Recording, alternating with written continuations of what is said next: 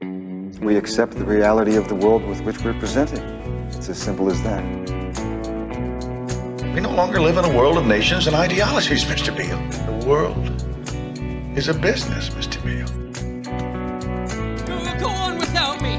Just go. A good soldier never leaves a man behind. Because I wouldn't give you 2 cents for all your fancy rules if behind them they didn't have a little bit of plain, ordinary, everyday kindness. Life, finds a way.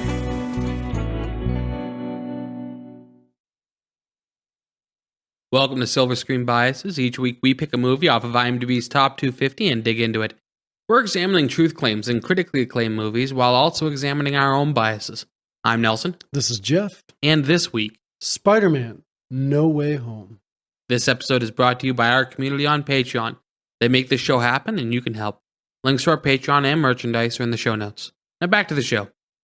Jeff, it's nice to see you again. It's been a couple weeks. It's been 1 week. The audience at home knows by now that we took a sneaky shortcut and we got a week off in there. Right, yeah. Not this past week because we recorded with your wife last week. Oh man. But yes, the week before we took a week off because of Groundhog Day. Yeah. Yeah.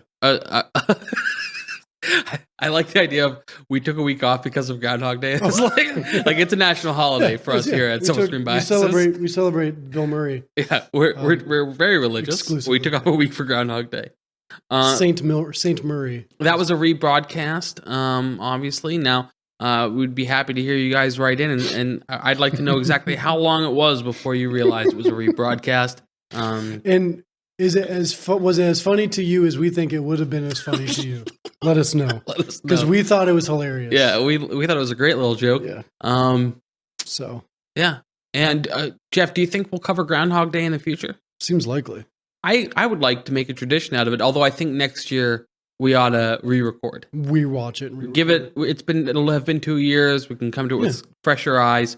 One thing I did notice while re-listening to that episode in preparation of re-releasing it. You're so dedicated. Yeah. I ought to be dedicated to an insane asylum. Oh wait, no, that's committed. I'll dedicate you to an insane asylum. Hey, let's redo that bit. Call me committed. You're so committed. One thing I noticed is to a baptism. Wait a second. Man, we've gotten away from some of the stuff that we used to do early on a little bit better. One of the things we talked about in that episode is how Bill Murray had just gone through a divorce. Oh, some of the personal stuff going on. Yeah. Now I did not look into that too much going into this movie because Tom Holland had just gone through a divorce before this movie. There's so much cast in this movie. No, just one. Did we watch this? There's at least 3 guys named Peter Parker. That's right. Yeah. But I think that we should do a little bit more. Try to be a little bit more intentional there. And then of course, I like what we do here. So as long as we're still having fun, I'm having fun, we're having fun, you're having fun, folks at home are having fun. Yeah. Yep. So let's talk. But if you're not having fun, still listen. We need your support. That's right. But continue. What were you gonna say? I was just gonna. Yep. Any? Do you have any news or anything we need to talk about? Oh, housewarming gifts we need to. Yes, this Friday we'll be releasing on our Patreon our off 250 episode. You and I don't yet know what movie it's going to be. No. We have 3 movies in the poll: Eraserhead, Fear and Loathing in Las Vegas, and You Can't Handle the Truth. A Few Good Men. A Few Good Men. That's right. Thank you. Currently, as we record, it's a tie between Eraserhead and A Few Good Men with 0 interest in Fear and Loathing in Las Vegas. So we'll know closer to end of this week. Yeah. End of the week that we're recording. That's right. We'll by the time this comes out, we will have already recorded that episode, actually. Yes. But if you want to hear our thoughts on whichever movie ends up winning, subscribe to our Patreon. Yep. Already on our Patreon. Go ahead. If you want to suggest movies for us to do on the Off 250, subscribe to our Patreon. Or involve yourself in the vote, which is currently tied. Absolutely. Yeah.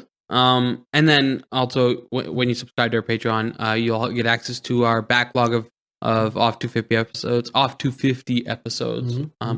One of those we've already released on our main stream, Godfather Part 3.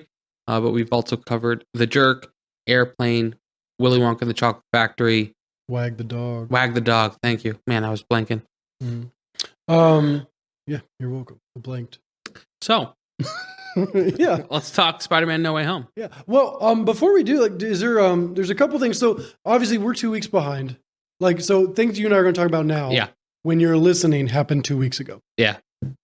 Technically, unless something changes in the next 2 weeks as far as how we release, but that won't happen. Knock on someone. Carl Weathers died. Oh yeah. Are you familiar with Carl Weathers? Yeah, he was in The Mandalorian, right? Yes, and more famously, I would say, the Rocky movies. He played. I never watched those. I've actually never seen him either, but I know he's probably got more recognition from those. And also Tobert Keith. Yes. And King Charles. Diagnosed with cancer. Diagnosed with cancer. They didn't say which kind? No, but I would wager that if they're even talking about it publicly, it's because it's quite far along, and he's going to be the shortest lived British monarch of my life. First place would be his mother, who was there for 75 years. Yeah. Yeah, so there's lots happened this week. They announced a second Moana. Yeah. That was today, actually. See, Super Bowl's this weekend. As of recording, the Super Bowl's this weekend. Yeah. So there's some trailers that's coming out this Congratulations weekend. to the Kelsey family. Yeah. I'm hoping for a swift proposal. I don't know. I really don't have an opinion. It hasn't happened yet. I don't have an opinion on if Taylor Swift is a psyop. I don't care. I hope that she's not, and here's why. What's a psyop? Remember when we covered Wag the Dog? Yeah, okay, of course. Because we talked about how sometimes through statecraft, the American population is misled or distracted from things that are going on. Right. Those are psyops. Okay. So there are people, mostly within the right-wing libertarian sphere, who think that, or at least it's fun to entertain that she's a psyop, that she's actually like some kind of CIA or Mossad or whatever. I heard some people talking about how they do share the same agent, whatever type of agent that is, because they're both entertainers, but in different categories of entertainment. But like they do share the same agent, and somehow I'm assuming that's how they cross paths. Like, but. Now, it could have happened entirely organically. Taylor Swift is the only football player or person to be in all football stadiums this season because her tour went through all NFL stadiums. Oh, fun. Yeah, so she was in more football stadiums than most NFL players this year. Her Era's arena tour. Yeah, and here's my thing about Taylor Swift. I'm not a huge fan of her music. Yeah. And whether she's a Cyclops,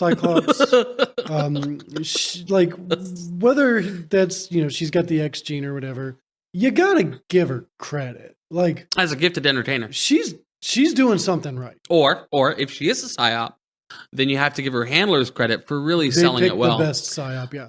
I would. So I don't think she's a psyop, but I hope she's not, and not because I don't care about her or her life at all in any way. What if she's listening? Taylor, if you're listening, we'd love to have you on. But here's why I hope it's not a psyop, because I think it'd be really surreal to not only be the most famous woman in the world, easily the most self-made wealth of any woman in the world, but also that now a significant portion of American citizens are skeptical that you're actually a psychological operation by the CIA. I think that's just a surreal thing, and I think it's funny, and I'd like it to be true. She had a big year. She was. I'm sorry. I just imagine she had a big year. She had their Eras tour. She's a psyop. Well, she got Album of the Year or Artist of the Year at the Grammys just now. So I guess encompassing the last 12 months. Sure. World tour. She's still doing the world tour. She's releasing another album coming out. She got a boyfriend who's going to the Super Bowl. She is the Woman of the Year in Time Magazine, or she's the Person of the Year in Time Magazine. Yeah. Yeah, you got to give her credit, whether you like her music or not. She's a supportive girlfriend. Again, assuming that it's all authentic, which I would like to. I'm the optimistic side. I have no reason other than skepticism to say that it's not. I've got no actual evidence. She's done nothing wrong. Outside of maybe being just a little annoying to some people's level as far as how much you want someone in your life, as far as how she is everywhere. But you got to give her credit. She's doing stuff right if she's not being controlled by the devil, you know? So Yeah. Well, I think that we should be skeptical of giving people credit just for being successful. For example, there was a man from Austria who didn't get into art school, but then went on to be a very successful politician, got a lot of his campaign promises done. But I don't think that we should give him credit. Adolf Hitler. Sir Adolf. Did he get knighted? I don't think he didn't. No, but he was actually Times Person of the Year. He was twice, right? Twice, yeah. Kudos. So credit where it's due. I mean, bringing it back to the movie, there is a rumor, and obviously this will be debunked by the time you listen to this. There is a rumor that Taylor Swift is in the new Deadpool movie. So how will that be debunked by the time that they hear this? The trailer so it may or may not, but the rumor is that the first trailer is coming out for Super Bowl, and it's going to be loaded with cameos. Like just they're not even going to hold back. That's what the rumor is about the trailer that's being made. That could all be fake? What I read? What if Taylor Swift and the whatever Kelsey guy? What if all of that has just been an ad campaign for Deadpool 3? Deadpool. I would love it. I would love it. And Travis Kelce's the next Deadpool after the Australian guy, Hugh Jackman. Yeah.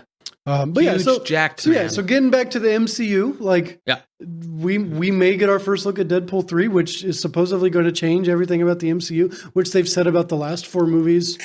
And this changes everything. It's not met expectations for most of them. Deadpool 3 will probably be the first MCU movie that I see since I think No Way Home might have been the last one that I saw in theaters as it was. Well, I'm just talking about like as they're released. Gotcha. In fact, I'd have to look at the list of MCU movies, but I don't think I've seen anything after No Way Home. Okay. Ant-Man 3. No. Guardians of the Galaxy 3. No. The Marvels. No. I'm pulling up the Eternals. list right Did you now. see the Eternals? Was that before or after? I did. Was that before or after No Way Home? Hold on. Did you see Black Widow? That's before No Way Home. Okay, so Black Widow, Shang-Chi, Eternals, Spider-Man, Doctor Strange. I saw all of those. Okay, you saw Doctor Strange. I haven't seen Thor: Love and Thunder, Black Panther: Wakanda Forever, Ant-Man and Wasp: Quantumania. I watched about half, and I couldn't. Really, Ant-Man? You couldn't? No. Then don't watch Love and Thunder. I thought Ant-Man was great. Love and Thunder was rough. And of what's coming up, Deadpool 3 is the only one that looks that I have That's the only one coming out this year. That's MCU. Right, but Captain America: Brave New World is 2025. Fantastic Four, Thunderbolts 2025. Blade 2025. I'm so just burnt out on MCU. Is it because of the overabundance, or is it because you think the quality's low? The quality has dropped off significantly. But also, and I think Spider-Man No Way Home suffers from this, the amount of stuff in the movie that if you've not caught up on the MCU, and in this case, actually not caught up on other Spider-Man franchises, Sony franchises, yeah, you're just not going to get. Right. And I think that hurts the movie. It hurts the movie, and jumping ahead just a little bit, but it's also something that you couldn't do unless other things existed. So, like, to be able to make No Way Home and tell the story they told, they couldn't have done it if they didn't have the others. True. And we got some pretty cool interactions, which I'll get into my opinions about this movie later. Like, we got some really cool moments that couldn't exist if it wasn't for other franchises for them to actually bring in a Spider-Verse, which a Spider-Verse was something that existed in the comics way before the television shows or the movies. To bring back a conversation we had previously, this movie in a lot of ways feels like fan fiction. Why do you do this to me? Why do you... All right. You sat here earlier and told me Man, you don't like confrontation. Hook. I set that hook, didn't I? And you're just like, I don't want to push buttons except for a couple different things, defending Adolf and stuff like that. And now you're just pushing buttons left and right, knowing that's my sweet spot. Yeah. Man. Yeah. Spider-Man No Way Home. 2021. Yeah. Couple of our saving graces through the COVID era. 2 hours, 28 minutes. Directed by Jon Watts. Jon Watts directed all 3 of the Tom Holland Spider-Mans. That's right. This is his only movie in the IMDb Top 50 ever. Correct. And this movie's rated PG-13. I don't want to forget that fact before I gloss over this. I'm mistaken. No, he's directed another movie in the Top 250? Yeah. So, hold on, let me pull it up. As you're pulling it up, because like I didn't recognize any other films he was attached to except for the 3 Spider-Mans. He directed Homecoming, which was also in the top 250, but no longer but it fell is. off. Yeah. Okay, yeah. The highest it's ever been. He did a lot of music 241. videos. Yeah, and he literally for the silver screen, he's only ever done Spider-Man. So MCU took a chance on him with Tom Holland. Yeah, because he didn't really have much to back him up at the beginning. But I think he was a great director. I think all 3 movies are great. But we're not here to talk about the other 2. This movie came out in 2021. We did Hamilton that released in 2020, and Everything Everywhere All at Once came out in 2022. COVID was a good year for multiversal movies. Doctor Strange in the Multiverse of Madness, which is not in the top 250, but that came out not too long after the Spider-Man movie. So like a lot of multiversal stuff happening. Nelson, was this movie based on a book? yes, a little known comic book series called Spider-Man. Oh, well, I could see how they connected that there. A couple leaps. And we just have to acknowledge this is our first superhero movie. Yeah, Like quintessential superhero movie. We may have had some other ones that people would have been like, oh, they're a hero, but like this is like our first superhero movie, comic book superhero movie. There's quite a bit on the top 250. So for us to first just be coming around to one, we have the 3 Batmans coming up. There's Avengers Endgame, Avengers Infinity War, both Spider-Man Into the Spider-Verses, Beyond the Spider. Well, those 2 are on here. yeah. If you had to guess, Okay, how many? 7. Oh, you're close. Okay. How many Spider-Man movies have been in the top 250? 4. 6. Okay, so you already said Homecoming was. Yep. This movie, the 2 animated Spider-Man movies. Yep. Hold on, let me see. There's 5 left. You said 6. I named 4. Yeah, there's So there's 5 2 Spider-Man left. movies left. Oh. There's the Okay, Sam I got Raimi. you. And then the Andrew Garfield ones. Yeah. So of those 5, which Amazing 2? Spider-Man 2 Okay. with Electro and the one where Emma Stone dies. Yeah. And Paul Giamatti as a Rhino. Yeah, which I like Paul Giamatti. Like, not the strongest villain, but I think he's great. Actually, Rhino's a pretty strong villain.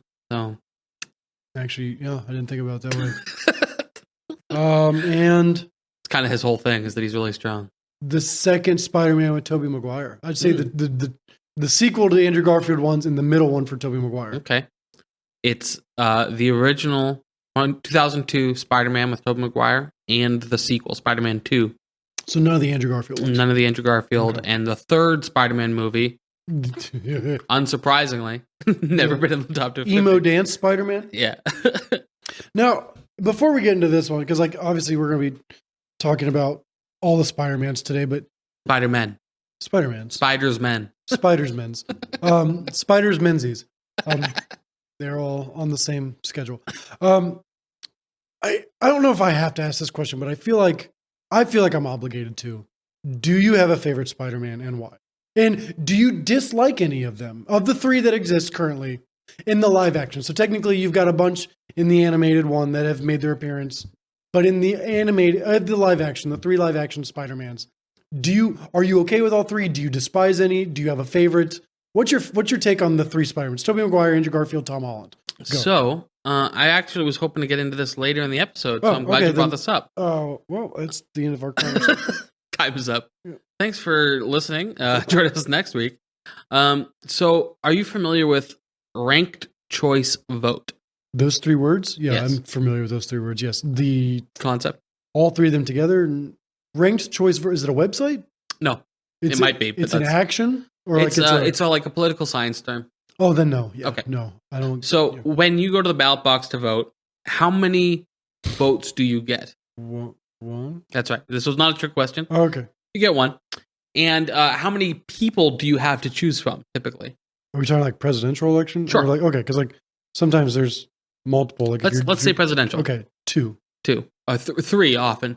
Libertarian Party has ballot access in every state, Oh, but usually 3. Okay, what so about you the Green Party. but you only get to throw your vote behind 1. 1. And since one of those parties only ever gets like 1, their best turnout was 5%. It makes sense to vote for one of the 2 big ones. And a lot of the times, for a lot of people, that involves holding your nose and voting for somebody that you don't really care for. With ranked choice vote, you would instead get 3 votes effectively, and you vote for them in order of which ones you like. So you might say, I like Republican, Democrat, Libertarian in that order, or I like Libertarian, Republican, Democrat in that order. Okay. So then by doing that, by getting everybody's preferences as a list, okay, in a ranked choice vote, they can then give a result that might not have been very many people's favorite option, but was the fewest people's disliked option. Does that make sense? So, for example, if we had had a ranked choice vote in 2016, Gary Johnson likely would have won because Who's Gary Johnson? He was running for the LP as the LP candidate. Okay. Because in polls that they did on how people would choose in a ranked choice vote, about 50% of people put Donald Trump first, then Gary Johnson, and then Hillary Clinton. And then about 50% of the people did Hillary Clinton, Gary Johnson, Donald Trump. The reason that Gary Johnson then wins in such a result is because for half the country, one person is the least popular option, and for the other half of the country, the other person is the least popular option, but everybody kind of likes the second guy. All right? So, with that concept, the 3 different Spiders-Mans actually gives us a really interesting concept for ranked choice vote, because who's the best Peter Parker? In my opinion, Tobey Maguire, Tom Holland, Andrew Garfield. Who's the best Spider-Man? In my opinion, Andrew Garfield, Tom Holland, Tobey Maguire. I said Peter Parker instead of Andrew Garfield the first time, didn't I? Yeah, I know what you meant though. Yeah. Okay. So if you did like a ranked choice vote, you said exactly how I would have described it. If you did a ranked choice vote of who's your ideal Spider-Man, right? Because he has to be able to do both. Tom Holland, because he's not the best of either, but he's certainly not the worst. Right. And he's the okayest of both. Yeah, I agree. I agree completely. I have sort of an obsession with Andrew Garfield. I think he's a fantastic actor. I will say though, and I loved him as Spider-Man. I don't love Sam Raimi's direction for comic book movies. I like Sam Raimi as a director. I love this stuff. It's just campy and quirky and weird in all the right ways. Yeah. But I don't like it for superhero stuff. Which he's only done 4 times. Yes. Superhero, like he did the 3 Spider-Mans with Tobey Maguire, and he did Doctor Strange. Multiverse of Madness. And man, were his fingerprints all over all 4 of those. Especially Multiverse of Madness. Yes. Knowing what he did in the horror franchise. Yeah. That was a good fit for him. I think he was excellent for that one. Yeah. Because of how weird that the Doctor Strange stories have to be. I think he was excellent for that. Yeah, no, it was top choice. But for Spider-Man, I really didn't love his directing for that. But where the original Spider-Man trilogy really, really shines is the villains. Willem Dafoe as Green Goblin is incredible. Excellent choice. Alfred Molina. Thank you. As Doc Ock, incredible. I think Christian Church. He's great. Oh, he's terrific. Like, he's terrific. I think he's a better villain in George of the Jungle. But yes, absolutely. Babe. Yeah. I had that movie down to talk about. Yeah. And then in the second series, the Andrew Garfield one, I don't like Jamie Foxx's Electro. Really? I don't find him believable. I thought the whole reimagining of Rhino was clunky. I didn't like it. I thought the first one was really strong. I thought Reese, I can't think of his last name, as Doc Connors was excellent. I thought Emma Stone as Gwen was terrific. She's a great choice for Gwen Stacy. And then the MCU ones are very, very special in a very different way. Right, and we'll get to that in a second before we move on to this. So each one has their strengths and weaknesses. This movie specifically is my favorite live-action Spider-Man because it takes all the best things. All the best of all of them, right? You get the best Peter Parker because Tobey Maguire's in it. You get the best Spider-Man because Andrew Garfield's in it, right? And then you get the best of the villains. Right. Literally, yeah. Yeah. I agree. The Andrew I've already talked about. And you get a really great redemption arc for Doc Ock that he deserves after the end of the first of his original movie. All of them get a nice redemption arc. Like all of them get redeemed. If not allowed to go back and have a second chance, allowed to have the ability to have a second chance. I would say Norman Osborn doesn't quite. Well, he's freed from his. That's true. He's right. Like we don't see what happens post freedom, but we assume he does have to go back to his universe to find out that his son's dead. Though. Right. He wakes up, so we're assuming that he's going off. Which we'll talk about the psychology and the philosophy about that here in a little bit. But with the two Andrew Garfield ones, besides my love for Andrew Garfield, Yeah. Hans Zimmer in Junkie XL did the soundtrack for both of those. Yeah. And for me, like the music with the acting, with some of the cinematography, like some of the scenes, I liked Jamie Foxx's Electro. I didn't like Jamie Foxx's, the character before he turned into Vat of Eels. Like that character was a little bit weird, but like I liked his villain. I like Jamie Foxx as Electro. I didn't like because the of person who he was before he became supposed to have been villainized. before he becomes Electro.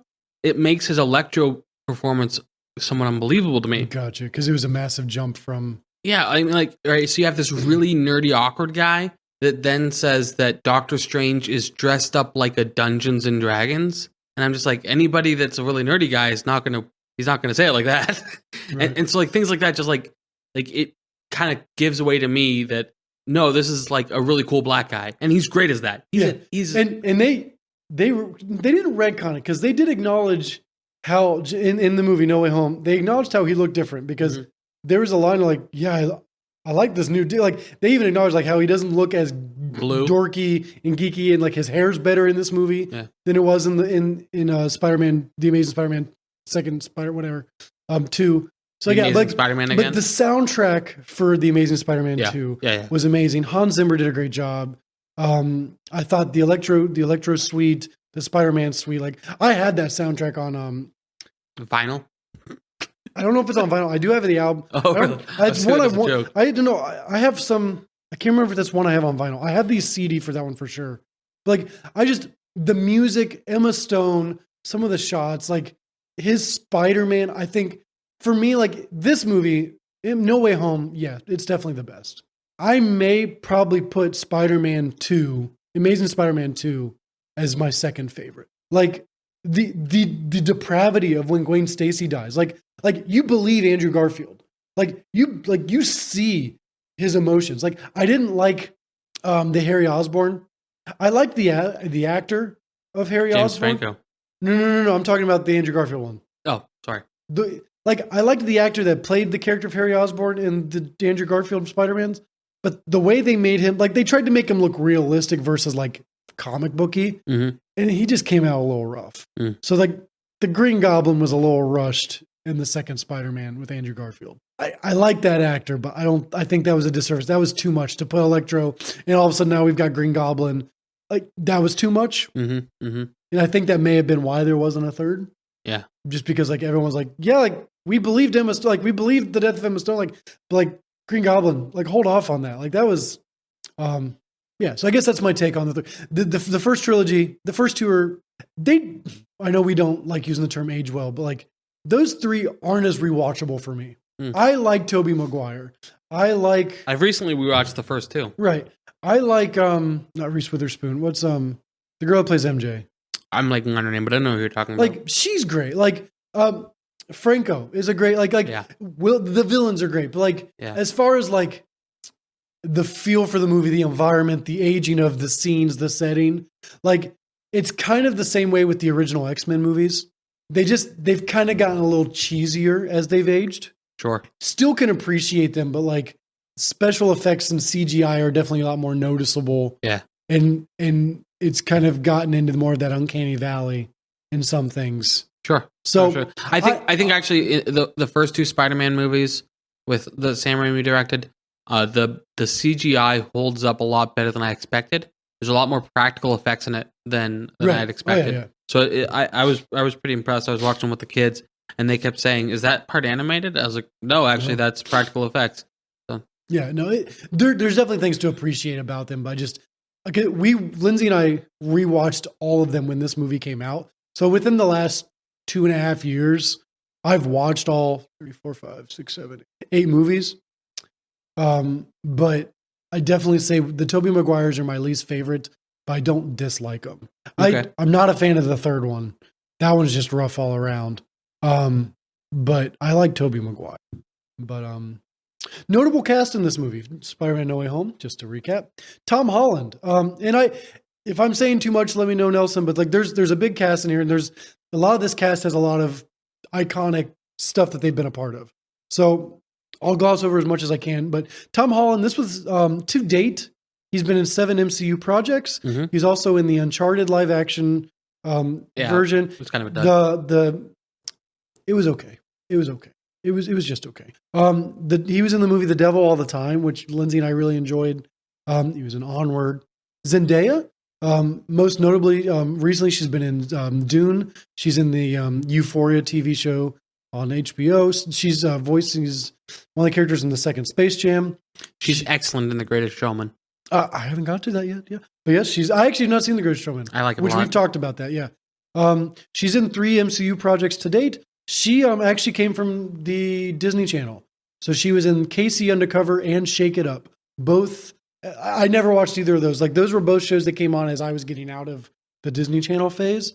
But she came from Disney Channel, and then she was in The Greatest Showman. She's got a great voice. Benedict Cumberbatch. 7 MCU projects. He's also in most recently The Book of Clarence, which I haven't watched yet, but that's a recent film that came out. He was in 1917, which is a wonderful, incredible, incredible movie. We'll see him again. He voices the Grinch in the animated Grinch. We'll see him again in 12 Years a Slave as well. I've got that on here. He's in The Hobbits, which the Hobbits are not on the top 250, are they? No, just the Lord of the Rings. but I do like him. He's not in those. And then he's in we talked about Christian movies a couple episodes back. He's in the movie called Amazing Grace. It's not a Christian movie, but it is based on, it's not a faith-based film, but it's based on faith. It's a biopic of a man whose life was rooted in faith. Now, probably the guy that has his hands in most projects, inside and out of everything, directing and acting, Jon Favreau. Yeah.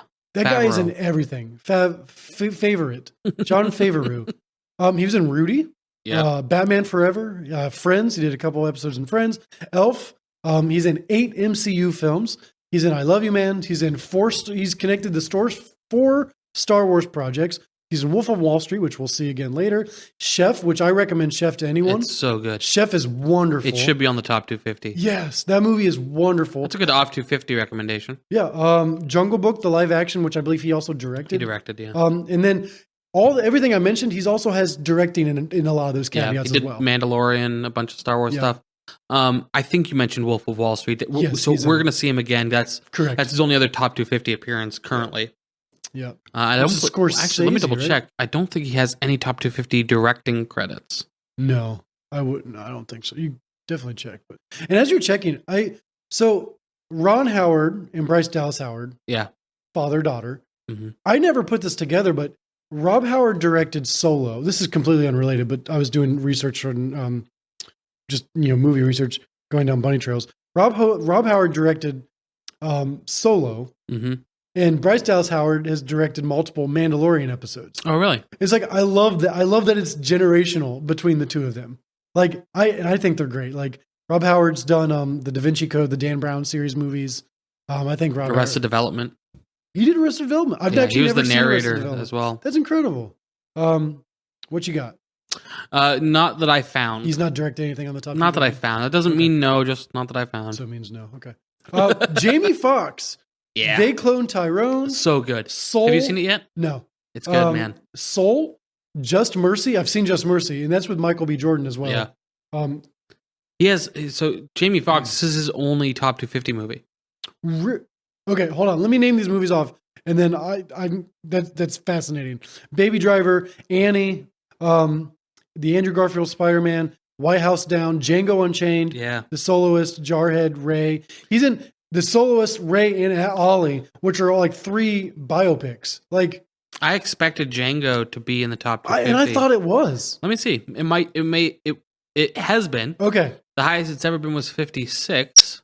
And he's in the he plays Ray Charles, and he's also in the Muhammad Ali biopic, which Will Smith plays. Like he's in some very iconic roles for movies that have like. Now, hold on, Django Unchained is currently in the top 250. Nice. So, way to go, Jamie. So I was incorrect. Is that right? Yeah. Currently 50 some in the top 250. So I was flat out wrong. So Jamie Foxx has at least one other top 250 movie. We got Willem Dafoe. Most recently, he voiced the American dub of A Boy and the Heron, which is a Studio Ghibli film. Yep. Maya Suzuki. Toyota Suzuki. He was in Asteroid City, French Dispatch. He's done a lot with the director of, I can't think of his name right now, but Asteroid City, French Dispatch, Wes Anderson.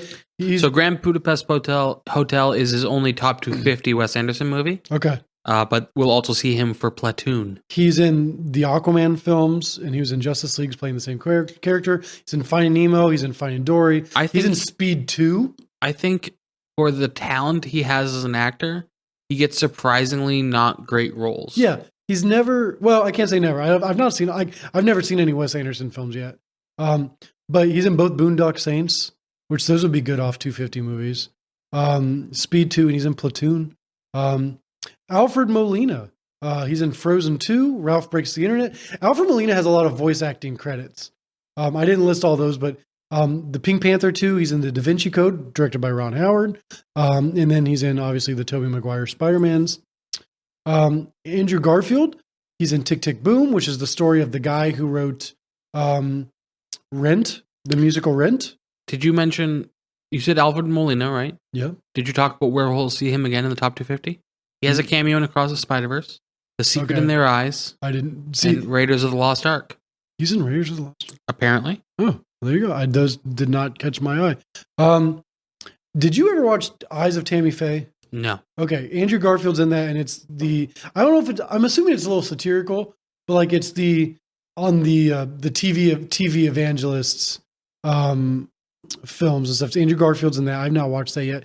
He's in Hacksaw Ridge, which is on the top 250. And that movie's incredible. He's also in the Spider-Mans, obviously, and The Social Network, which The Social Network was his first film. He's on there with Mark Zuckerberg, and Justin Timberlake, those two. And as you mentioned, Hacksaw Ridge, top 250, so we'll be seeing him in that. Yes. Tobey Maguire, Great Gatsby, Seabiscuit, Spider-Mans, and Cider House Rules. I've not seen Great Gatsby, Seabiscuit, or Cider House Rules, but those are all movies that I know I've heard of multiple times.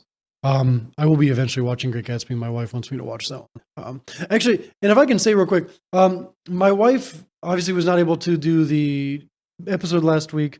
And she had mentioned how Nelson, so I went and debriefed with my wife after recording that episode, just because cute. Because I wanted her to be here with me. Took your briefs off. I get it. Yeah. Oh yeah. No briefs. And she talked about how and I've not seen The Great Gatsby, so this is just something that she'd wanted to add. She would have added if she was sure. Here. I had mentioned how in Gone with the Wind, it was all characters that I couldn't get behind, and I said I saw no growth, and I just couldn't be a fan of anyone. That was my perspective, in a nutshell. I just I didn't want to invest in all of them because Now, Lindsay's perspective, Lindsay said she agreed with that because she also does not like Gone with the Wind, but she says Great Gatsby for her would be a movie she would have used to argue the point that there's movies out there that have characters that you don't want to root for because they are scumbags, they're dirtbags, but yet by the end of it, you see value. It's so for her, that would be the antithesis of Gone with the Wind because she doesn't like the characters, but she does see value in that movie and she does see growth over those characters. So she wanted to say that, and that's why I mentioned that movie. So a little bit of comparison there. JB Smoove. Yes. I think he's a comedian, stand-up comedian first and foremost. Yeah. And in the one scene he's standing there with two other comedians. Yeah. They're absolutely wasted in all three of these movies. JB Smoove, Martin Starr, and Hannibal Buress are all legitimately are acting like they're wasted. Because so Hannibal Buress is always like that.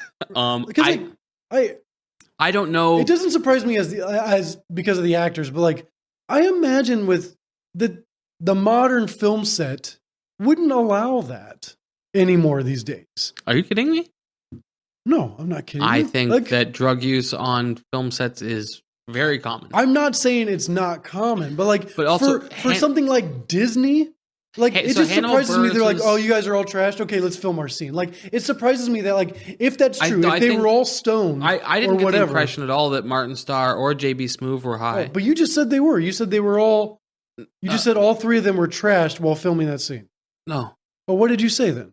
If I did say that, I wildly misspoke. Okay, sorry. Okay. I think all three of them have been shockingly poorly made use of in these movies. All three of them are super That's what you meant. hilarious. I'm so sorry I misinterpreted. No, that's fine. Because like Now, when you Hannibal said that, it Buress- doesn't surprise me if they were Hannibal on Buress substances. might have been high because Hannibal Buress like always seems like that. That's not the one was that the was in coach. Silicon Valley, right? No, yeah, Okay, Martin because Starr. I know JB Smoove and I know the guy in Silicon Valley. Of the three of them, Martin Starr, the white one, he's the one from Silicon Valley. He Okay. plays just a wild character. He's Yeah. fun. He shines in the second Spider-Man. The second Tom Holland. He gets the one. most screen of the three of them. That's when he gets the most screen time. Correct. But I really think that with all three of them, like just a tragic misuse of their acting I ability. agree. I would definitely want more Yeah. of them, but when you've got all the cast in this movie, like you can only do so much with Sure. them. Hannibal Buress's limited comedic moments in this are hilarious. Yeah, that And scene's great. I don't remember Martin Starr even getting lines in this. If they did, they were forgettable. JB Smoove was in Mr. Deeds. J.K. Simmons, someone that you and I are currently watching one of his current Yeah. releases. He's in Invincible. That's He's right. actually in Ghostbusters Afterlife. He plays Alright. the big ghost Big at bad the evil end guy. of Afterlife. He's in the Spider-Mans, the Tobey Maguire ones, We've already Um, had him once in the top 250, and we'll have him once again. right? He's DC, like in the what has now been defunct. He was Commissioner Gordon in the DC universe. Yeah, He was back in when Klaus. he wanted pictures of Batman. Yep, he was in Klaus, Yeah. 21 Bridges, La La Land, Zootopia, Whiplash, which is on the top 250. That's right. True Grit, Burn After Reading, Juno. Thank You for Smoking, which I know you and I talked about before. Thank You for Smoking was an off 250 submission. Yeah, So he's in that. And then Hidalgo. We're almost done with the cast, guys. This is a huge cast. Charlie It really Cox. was. Charlie Cox, that was a big cameo in this movie. Some people speculated he was going to be in it, but then he was. Obviously, he's the Daredevil, and he's going to be Daredevil again in a series that they're filming now. Thomas Hayden Church. We've talked about this film on Thomas Hayden Church is in a movie called Peanut Butter Falcon. Yes. Have you've seen that? I have. Directed by Shia LaBeouf, or Shia LaBeouf's just in it? He's main cast. I don't know if he directed Okay. it. But that's a movie that's been on my list to watch. He's also in We Bought a Zoo. Easy A with Emma Stone. 3,000 Miles to Graceland. George of the Jungle, like you mentioned. That's right. Fantastic movie. I watched that movie so much as a kid. Brendan Fraser. And then one of my all-time favorite movies, Thomas Hayden Church is in, is in Tombstone. I can't Val remember the last time I saw Kilmer, that. Kurt Russell. It's about the shootout the OK Corral. Yeah. It's give or take historically accurate, give or take. Yeah. But it's a great movie. It's historically inspired. It's definitely my favorite Western, and it'd be up there. In one Have of you my, seen Bone Tomahawk? That's not a real movie. It is. It's But I got thought- Kurt Russell, and it's my favorite Western. Well, I need to watch it now. It's Bone I would even it's a say sweet name. my best Western. Oh, you can't say that. That's now we're trademarked. That's hotel. Last but not least, and we have to say he's in the cast. Tom Hardy. Yeah, he's got a He cameo. had 30 He seconds. had a frustrating cameo. Yeah. Peaky Blinders, Spider-Man's, Dunkirk, The Revenant with Leonardo DiCaprio, Mad Max Fury Road, I just which wanna, we'll see him again in. Since we're talking about him real quick, Yeah. I just want to talk about Get it off your chest, Nelson. Literally, I'm staring at it. the, Get it off your the chest. plot. Like the plot of this movie is Spider-Man wants everyone to forget that he's Peter Parker, and so Except for a couple people. except for a bunch of people, and Which that causes creates the- a problem. Correct. And so then anybody from any other universe that knows Peter Parker is Spider-Man bleeds over into his universe. Now, we know that it's not everybody because there's a lot of people that don't show up, but notably, one person who does show up, Tom Hardy's Venom character, doesn't know who Peter Parker is or who Spider-Man is. And so, like, that cameo, while fun, undermines the entire plot of the movie. One of many loopholes in the MCU. Well, not loopholes. I can forgive plot holes within the MCU when it's as big as like when it's an issue of like two different directors and actually different franchises within the franchise and that kind of stuff. But with this one, like it's explicitly within the dialogue of the self-contained movie. I should go see this. What's his name? Spider-Man, and then he gets zapped back, and it's just like I agree. It is like in one, and this is kind of getting into one of my first points of this film. Like this movie, and I know we've talked about this concept before. This movie did fan service really, really well. I agree. And I think people would have been very disappointed if he wasn't in it. And I think for them, that was an easy out because there's no way they were going to give another character more storyline. Sure. And if they have this sort of sideways way to bring characters in and make it fit sort of without creating too many questions right like immediately without critically thinking. Yeah. But yeah, I'm a little bit more cynical, and I think that the reason he's there is because Sony insisted. Oh, I wouldn't argue that. I think Sony insisted it, and Marvel's like, fine. I wouldn't argue that. I would have loved to have seen like a bar graph or like a circle graph, a line graph, a graph of like between the Sony head of Spider-Man, can't think of her name right off the top of my head, and Kevin Feige. In this movie, who had the majority of say? I would assume it'd be Feige. I think Feige ended up having the most say. Kathleen Kennedy. No, that's not right. That's Star Wars. That's Star Wars. But here's what I do know is that the two studios fought a lot, and there was a lot of bad blood with this movie, and that's why they still haven't been announced, although they intend to make a sequel, a fourth Spider-Man movie. Tom Holland has said that Amy Pascal. He would come back if they do justice to the character. So. And it's hard because like you can't blame Sony for this. This is Sony. Whether they make flops like Morbius, and like Venom 2 is just okay. Like whether they make flops or they have the big bangers like the animated series. These are Sony's moneymakers, and like Sony's not gonna give up Spider-Man. Sure. No matter like Sony wouldn't have anything if they didn't have it.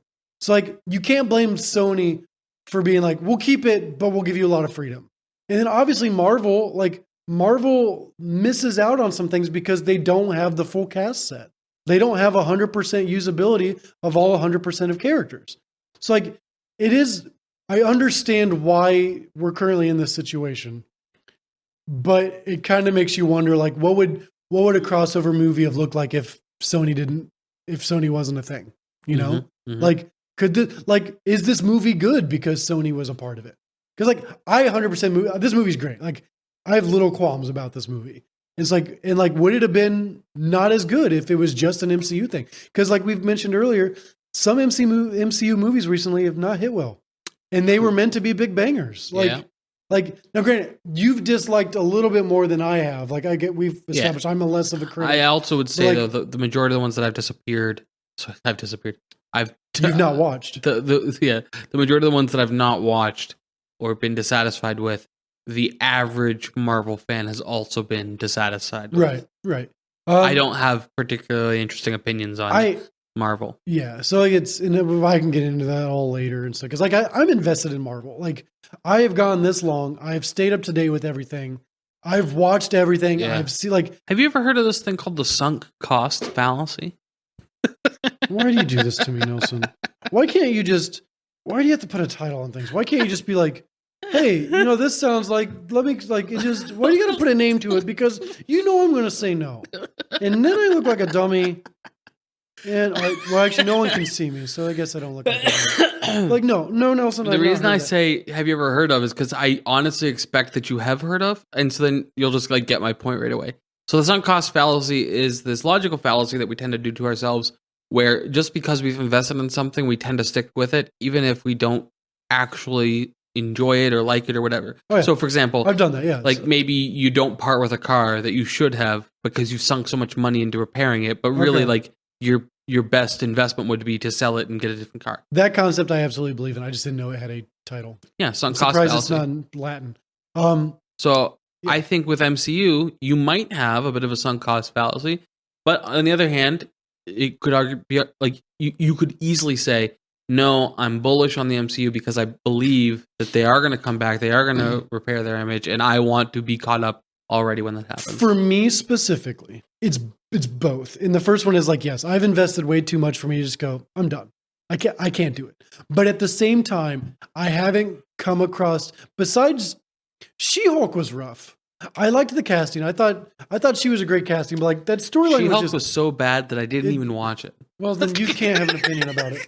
But I watched it like, and afterwards I'm just like, oh, that was weird. Like, but like at the same time, they're putting stuff out like Echo. I completely loved Echo. What if is great. Like, I liked Quantumania. I thought it was great. Jonathan Majors, unfortunately, no longer part of the MCU, but like, I thought he was a great casting for I Kang. think what's and that more movie was unfortunate fantastic. is all the sexual violence than that he's no longer in the MCU. Maybe. But like, I thought Ant-Man Quantumania was great.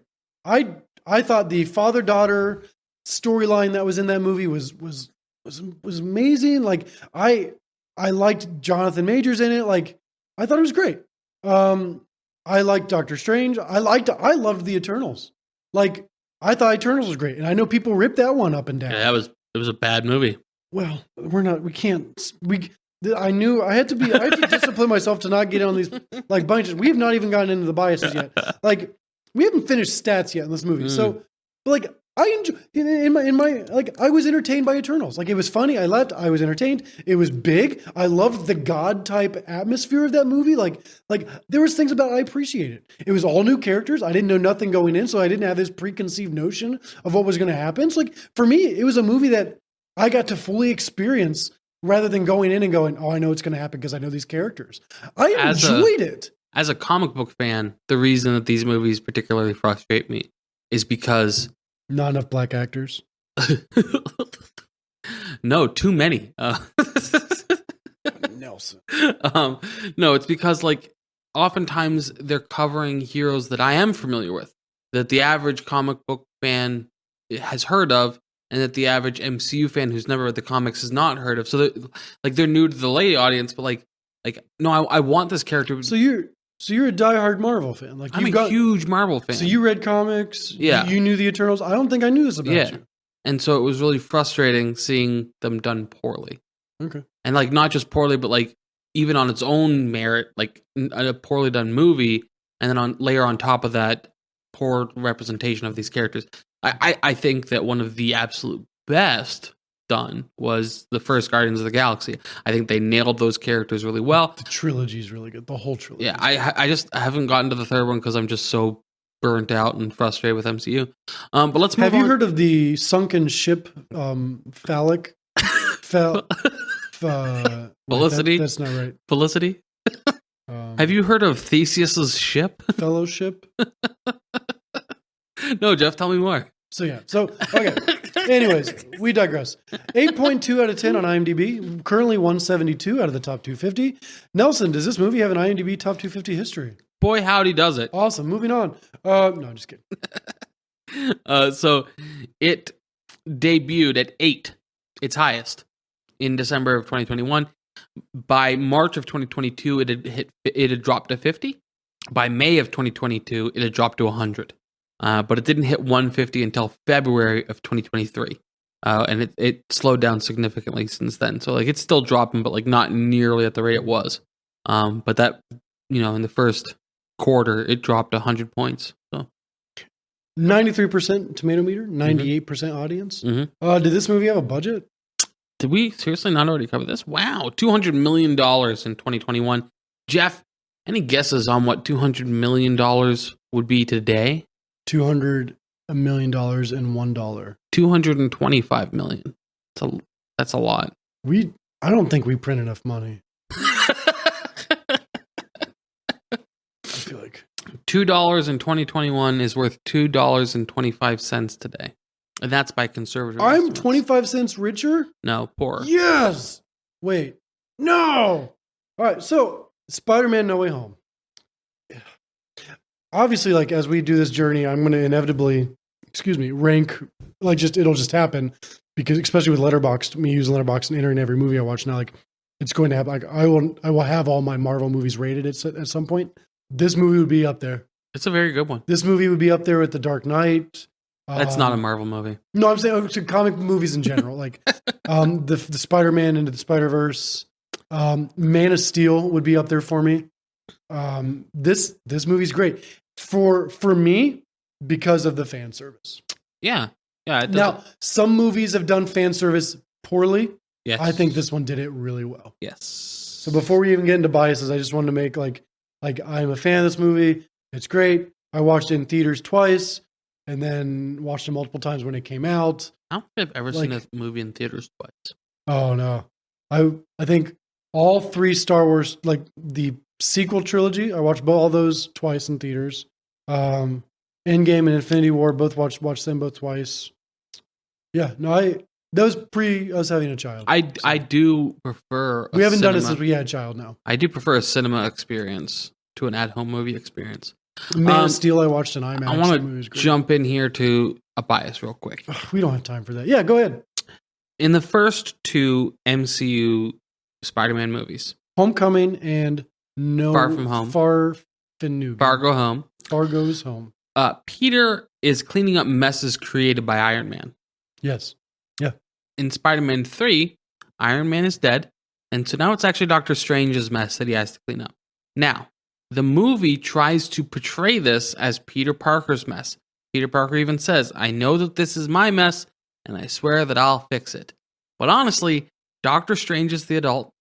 He was reckless in not discussing further before beginning his spell. Very eager to do this, too. Yeah, right? And considering this is a spell that you can't just change, and then he changes it 6 times, he is dangerously reckless.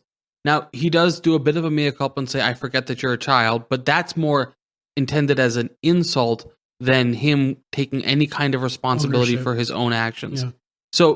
So far in the Spider-Man MCU trilogies, we've had him clean up after Iron Man, clean up after Iron Man who's dead, and then clean up after Doctor Strange. Mm-hmm. It's not a bias; those are just facts. I suppose the bias here is that unintentionally, it seems that they've made a sort of claim that it's the role of the younger generation to fix the mistakes of the older rich billionaires. To fix the mistakes of the generation before them. Yeah. I've actually never picked up on that. The one thing about this trilogy that I like all 3 movies, but like the one thing that was just kind of weird is like he doesn't have a movie where he's not with another superhero. That's right. He doesn't have any standalone. The first one is Iron Man. Mm-hmm. The middle one, he's got Samuel L. Jackson.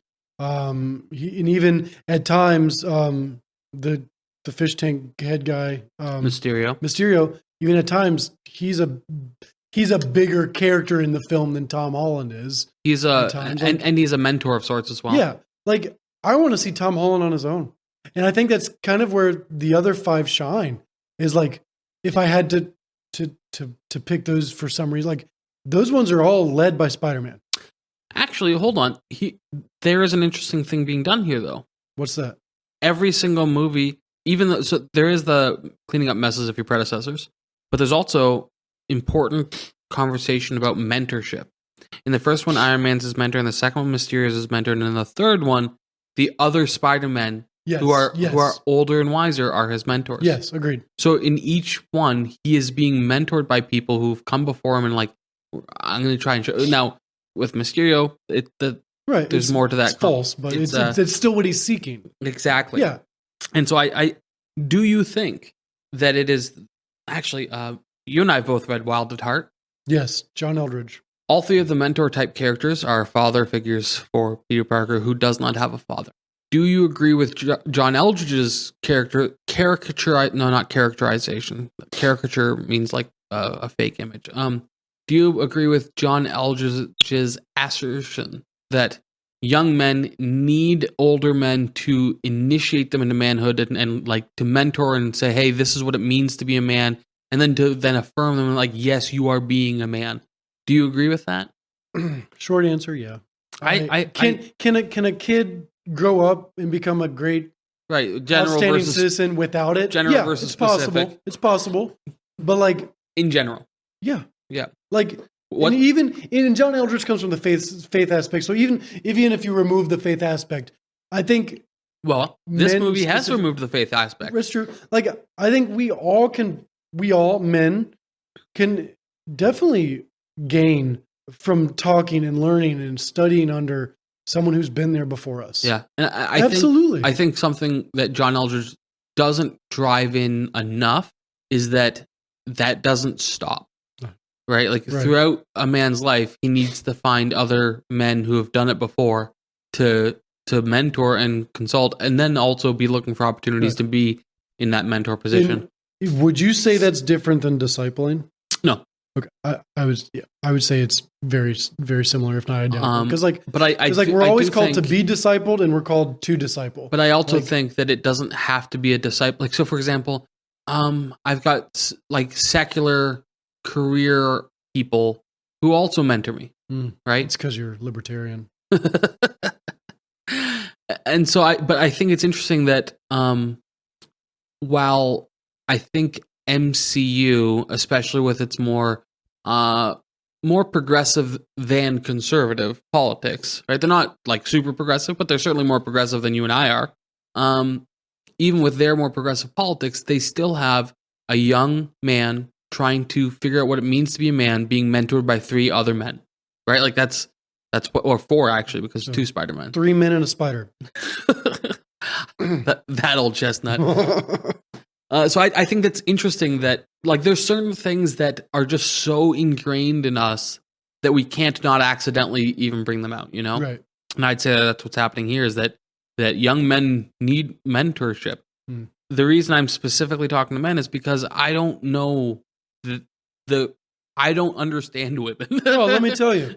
Tell me about women, Jeff. You understand women. Well, So like I don't. If anyone know, knows women, I don't. Woman, singular. Woman. And even then, you get confused. Oh man, I love that movie. Oh, you're not. I thought you were making a reference to So I Married an Axe Murderer. I've never seen that. Mike Myers is a beat poet, and he does. Mike Myers, the axe murderer, or Mike Myers, the Canadian? Michael Myers is the axe murderer. Mike Myers is the comedian. Same. It's the same. So Mike Myers, this was his first movie. So I Married an Axe Murderer. Very, very funny. I strongly recommend it. He's a beat poet, and he has his heart broken, and he's like in one of the bars where he's doing his slam poetry, and he's like, "Woman, whoa, man, whoa, man." And then he's got some other things after that, but that's what I thought you were referencing. I've not seen that. I'm probably going to cut all that. That's just for you and me. Oh, I don't mind Mike Myers. So yeah, I think it's interesting that this movie kind of subtly is about like this man, Peter Parker, does not have a father, right? He's been raised Or an uncle. He's been This raised. is the first one that doesn't even have an uncle. He's been raised by his aunt, and His aunt. no, aunts go marching 2 by 2. That's Hurrah, what Dave hurrah. Matthews says. Aunt May, R.I.P. I should have saw that one coming. I did not. Yeah, you've seen the movie before, so No, like when I first saw this movie, I expected if anyone was going to die, I was thinking it was going to be Happy. Maybe one of the villains, or even one of the Spider-Mans. Because if you remember how they marketed this movie, does Tobey Maguire die in this? He's just badly injured. Yeah, because with the way they dialogue it, the way like when Andrew Garfield's holding him up, he's like, "Oh, I've been like," he seems pretty catty about it. Versus like when Aunt May's there and she's like she's just kind of like dodging it. Like I no, and I feel like Sony's holding on to them because this movie was successful. I think the last thing they're going to do is kill off a Spider-Man right now. Like, but I was more surprised that Aunt May died than I would have been if a Spider-Man or Happy died. And so when I was watching this for the first time in theater, I'm like, oh, well, this makes sense, but dang it. In fact, they actually unkilled several villains. Yes, I was going to get into that because that's some of the philosophy questions I had for you. Oh. If you want to go on to that, we can. But Sure, I'd like to. I want to touch on a few things that stuck out to me as specifically as a libertarian. Touch them. Yeah. Touch on them. Touch them, please. Very, very early on, like in the first 5 minutes of the movie, his identity is revealed, and a woman like harasses him on the street and reaches for his mask and says, "Let me see your face," and he pushes her away, and she starts screaming, "Spider-Man hit me!" And he did. I saw it. And I just like that interaction. We see that happen a lot, where there is an act of aggression responded to with further aggression, and then the person acts like the victim. But really, it's because you were out of line to begin with that the retaliation happened. So there's that. Second thing, when Department of Damage Control comes to their office, or comes to their apartment, Dodds, and Aunt May says to the guy, "Do you know the Fourth Amendment, unreasonable search and seizure?" And then they push in anyway, right, violating the Fourth Amendment. You're familiar with the Fourth Amendment, So there's a few different parts of it, but Thou like shalt not kill. Don't covet other people's bikes. And lusting on Sundays is bad. Yeah, no, it's the third one. Tell me what the Fourth Amendment is. so this is kind of each man has his own castle. So basically, the government is not allowed to do unreasonable search and seizures of property, which protects against arbitrary arrests, is the basis of law regarding search warrants, stop and frisk, safety inspections, wiretaps, and other forms of surveillance. And so basically, like anytime that the government is spying on you or investigating you or entering your home without your permission and without a warrant, they're violating the Fourth Amendment. And then I believe it's also the Fourth Amendment that says that you don't even have to let soldiers into your home if you don't want to. Not technically, you don't have to let anybody in your home if you don't want to. But specifically, the British used to roll up on somebody's house and be like, "Hey, we're using your house as a base now." And also notably, the North and South did that to each other during the Civil War. And we saw that in Gone Not with as the Wind. civil as you thought it was going to be. You had to have heard that before. I'm not. Are you serious? That was the first for me. It's in the name. And then right after this, Aunt May and MJ both yell, "Don't say anything without a lawyer." Yeah. And then Ned gets duped right away. And the guy says to him, "So in Spider-Man's illegal vigilantism, you were his main accomplice." And I think that this paints a really nice picture of how. You remember? Do you remember 2001 much? You're talking about 9/11? Yeah, 9/11, but like the Patriot Act and what came after that. I was in 5th grade. Like, I remember seeing 9/11 on the TV screens, but as far as like dialogue or what was happening days after and stuff, but like, Okay, I know I've heard of the Patriot Act, but like, so and I know there's weapons of mass destruction in Iraq. I know that for sure. So I sure have been of anything. We're gonna find those soon. So the U.S. Patriot Act was Yeah. used to spy on American citizens without the knowledge or consent, and the intention was to curb terrorism. But we know now that it's also being used against U.S. citizens for all kinds of things. Edward Snowden heroically kind of revealed some of what goes on there under the Patriot Act, all of which violates the Fourth Amendment. But also, specifically, coming back to "Don't say anything without a lawyer," when that was being brought up, when the Patriot Act was first being discussed and discussed as like, is this something that we're going to do? The people pushing back on it, both left and right, pushing back on it, their biggest concern was, you have no right to monitor U.S. citizens without, due cause, without a warrant. And the people that were championing the Patriot Act, their response was, well, if you have nothing to hide, then you have nothing to worry about. And we actually had a bit of a conversation with that with MJ with the detective, and then we see immediately with Ned with the detective that that's not true. He had nothing to hide. He wasn't doing anything wrong, but you see very quickly how they twisted it. Now, were they wrong in their description though? Like he did accomplish, he did. He was an accomplice. He was an accomplice to an illegal Spider-Man, vigilante, to someone who is at the moment at large, because from what they saw with Mysterio, Spider-Man very well could have been a villain. So like they weren't wrong to call him that, but obviously like to finalize it, he would need to go to trial or something. Yeah. But to assume that he was accomplice, like that's not a stretch. Again, I'm rooting for Team Spider-Man. For them to call him that, like that's not a stretch. Well, hold on, because we got to dive into a bit more MCU history here. What the guy actually says is, in Spider-Man's illegal vigilantism, you were his main accomplice.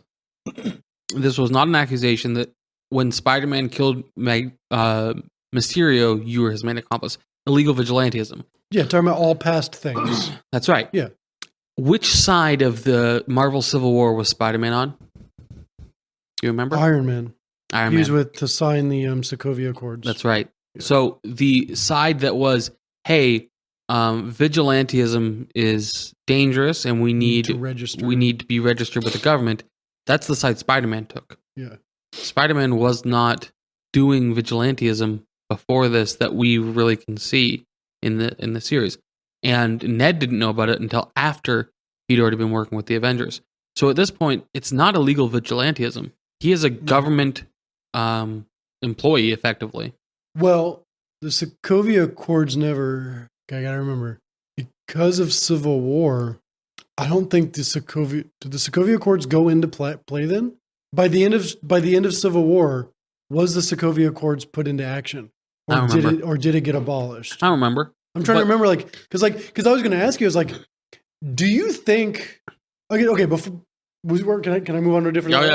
Yeah. Like, that's all. Just jump in a little next door to this. Like, do you think vigilantism, vigilantism, vigilantism, something like that? Like, is it okay? Is that okay? Like your personal opinion? Then, because is anyone in the MCU, whether you're talking the Sokovia Accords, Civil War, or just in general, is anyone in the MCU within their boundaries to do what they're doing? Or are they all at some point breaking laws to save people that they think is deemed worthy? Are they taking, is any of it so I remember justified the first legally? So I think the comic books have already gone through 2 runs of Civil War.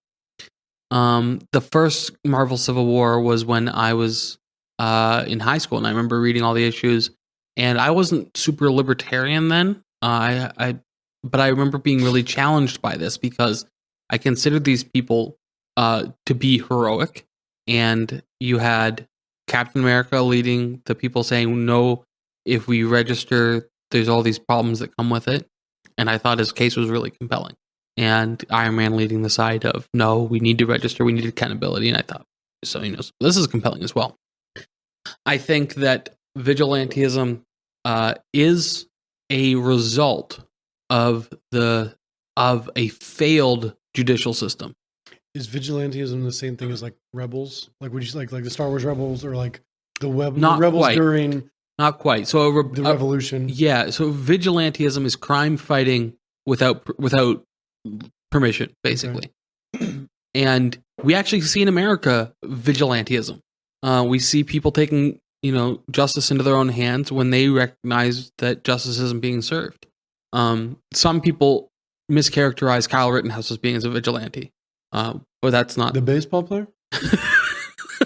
Who's Kyle Rittenhouse?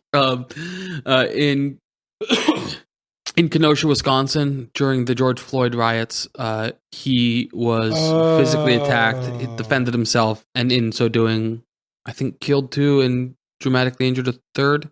I can't remember exactly right. The accusation that it was vigilantism would be that he was going around shooting people for damaging property, which is not what happened. No. So say what you will about Kyle Rittenhouse, he wasn't a vigilante. Now, that said, we do have situations like I can't remember if it was LA or if it was in San Francisco, but guys that literally dress up in superhero armor and go and they basically look out. What they go around watching for is petty theft, small scale violence, and sexual violence, stuff like that, to prevent and interfere. And I think that's heroic. And the only reason that they see a need to even do that is because the people that the taxpayer has entrusted to actually do it are not doing it. I think that more often than not, when we see vigilantism, like in comic books, it's a little bit different, right? But in the real world, a lot more toxic waste. Falling into eel vats, that kind of thing. In super colliders, got to be careful where you fall. Yeah. In the real world, though, when we see vigilantism, it's because of a failure of the people that we've entrusted to actually prevent and reduce crime. Yeah. So I think vigilantism is heroic. I think it's also somewhat foolish. You're likely to get yourself really, really hurt. Yeah. Unless you're. But if you're willing to take that risk to right wrongs that you see in your community, I think there's heroicism in that. So. Yeah, no, it's interesting. Obviously, the MCU's fantasy, but throughout all many movies of there's a lot of things that are real world scenarios, and it's just fascinating. what if situations. Like, well, what if someone did intervene? Like, Let's say hypothetically, you're at a mall food court. this is likely, yeah. Okay. And Sabaro as I know or Panda Express. as you tend to do, you have concealed on your person several firearms. And somebody comes in and is gonna hold everybody up at gunpoint, and you don't pull your weapon just yet because theft, while criminal and while evil, like you don't feel the need yet quite to get violent. But then the man starts to get violent, and so you draw your gun as well. Technically, what you're doing now is vigilante justice. I think that it's right to do it, though. Vigilantism in a lot of jurisdictions is illegal, and they have specific parameters. Like, so for example, if you were to go out and open carry weaponry with the intention of looking for and fighting crime, then you're a vigilante, and you might face punishments for that. But reacting to crime when you see it is technically vigilantism as well. Mm-hmm. And I think it's heroic, and I think people should be applauded for it. Interesting. I think I interrupted you to make that point. I'm sorry. It was good. I like where we landed there. So this movie, one of the major themes in this movie is redemption. Yeah. You see it with most, if not all, the villains. Because like Hayden Christian Church's character, Sandman, like he just wanted to get back home to his daughter. Yeah, and he's also a good guy that just correct. He was a little misunderstood, and then got some powers that power took over. Like he was definitely the lesser of the evils. But like they all had the ability to get a second chance. Before I get into the philosophy on that, or just questioning the philosophy of that, like they didn't directly acknowledge, because like so Alfred Molina, so Doc Ock, Green Goblin, Electro, and the Lizard, they all went back to where right before they died. Can't remember if the Lizard died in the first Spider-Man with Andrew Garfield. In fact, they don't answer that in the movie. And so like they allude to like this idea of like, well, what if like we still don't know is if when they go back to where they came from, even if their mind were clean, like they got a clean slate, we still don't know if like Doc Ock was able to get out of that building before the power of the sun in his hand exploded. Like, what if he went right before because he mentions he saw the bright light and then wait, I showed up here. Like, so that means it was already exploding. And if he's sent back to that moment, I just rewatched that movie actually just before we came here. It doesn't explode; it sinks. It sinks. There's no explosion? No. So he heroically sacrifices himself to drown it. Okay. And in so doing, drowns himself as well. Okay. I was thinking there was an explosion in that big warehouse. There's going to be, and instead they drown it. Okay. So do you think that when Doctor Strange finally does the reverse curse and everyone forgets Spider-Man as Peter Parker and all the villains and heroes go back, do you think they go back to his timeline where they're able to stay alive? Like we like they got redeemed in this. They got redeemed in the MCU, but are they going back to a time where they can still live now? Are they going back to a new timeline? Like, does it go differently? Like, is it a different path? Like, sure. Or do they go back to the director one? Like, do some of them still die? Like, they don't really answer that. Right. I think it's a question better left unanswered. Let's answer it. But I think that they were able to find redemption before going back. Like, let's say that. So, the last thing Alfred Molina says in Spider-Man 2 is, "I'm not going to die a monster." I thought he says, "My feet are wet." He says, "I'm not going to die a monster." Okay. And that's why I think that this movie is such a beautiful redemption story for his character specifically. It's because he gets to be unmonstered. And in fact, early in the movie, somebody calls him a monster, and he has a visceral reaction to it. And then they're able to fix the whatever, and he gets his mind back. Completely. I also think it's interesting how many of the villains in this are villains because of what happened to them. Not like psychologically, but like they are Dr. Jekyll, Mr. Hyde type things. Right. Two of them for sure. Jamie Connors Foxx as well. Correct. Yeah, it's the three. Electro. Jamie Foxx he just liked having power. Yeah. He went from being a nobody to someone that got power, and he wanted to keep that power. So he was in the same mind the whole time. Just he was being corrupted by it. And then Sandman is basically the same person. Yeah, basically the same person. He didn't have much of a story arc, but it was good having him back. It was fun to have him back. He's great. I would have liked, it'd have been fun if Paul Giamatti made it in. Yeah. Like, I'm sure they asked him. It would have been fun to see, like, Tobey Maguire. Topher Grace, sorry. Yeah. As Venom. It would have been cool to see, I mean, obviously, like, with the plot hole you mentioned, but, like, it would have been cool to see Venom in the MCU. Like, technically, we did see, like, it ends with a little bit of the symbiote. But, like, it would have been cool to see. Because of that cameo, which creates a big plot hole within its own movie. We now have the symbiote in the MCU per canon. But yeah, so but even in the Spider-Man, so going back to Redemption, you've got Tobey Maguire, who I think he has the least changing because he is the least aged. He's the most aged. He's the most seasoned, and he's also the mentor to both Garfield and. Right. So we don't see much change in him. We do see him. Close chapters on him between him, Goblin, and Alfred Molina. Yes, we do. So closure, but not closure. Yeah, but not necessarily full growth, but we do see closure. Now, Andrew Garfield. I mean, the part that got me was when he caught Zendaya falling. Yeah, here's again one of my frustrations with the movie, though. Oh, don't ruin this moment for me, Nelson. No, I think that's an incredible moment, very emotionally moving. But if you haven't seen Amazing Spider-Man 2, it loses. Almost all of its emotional power. Right. No, and I agree with that. Like, 100%.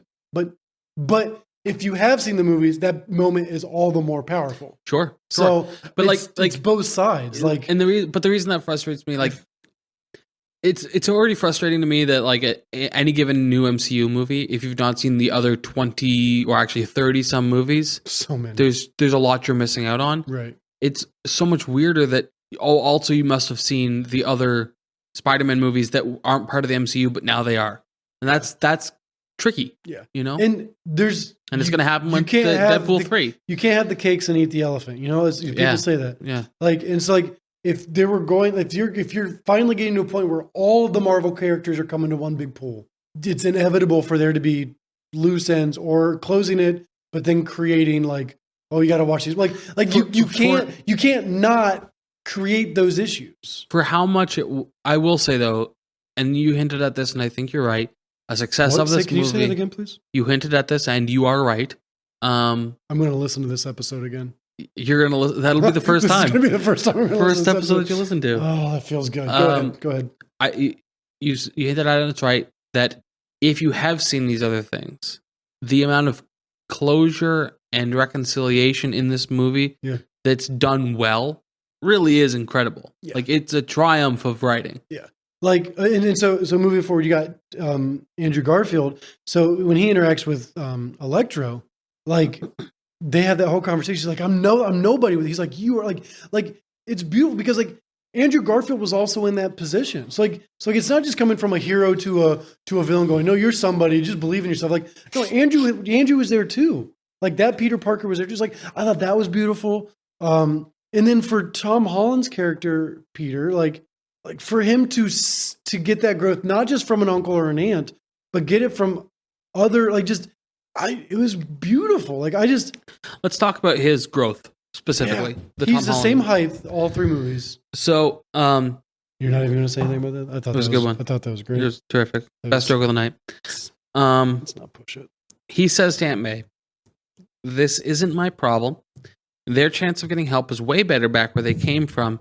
Sending them home is the best thing that we can do for them." And she says, "For them or for yourself?" Mm-hmm. Mm-hmm. And then when he kind of replays this conversation, already digested to Doctor Strange says, "In the grand calculus of the multiverse, their sacrifice means infinitely more than their lives."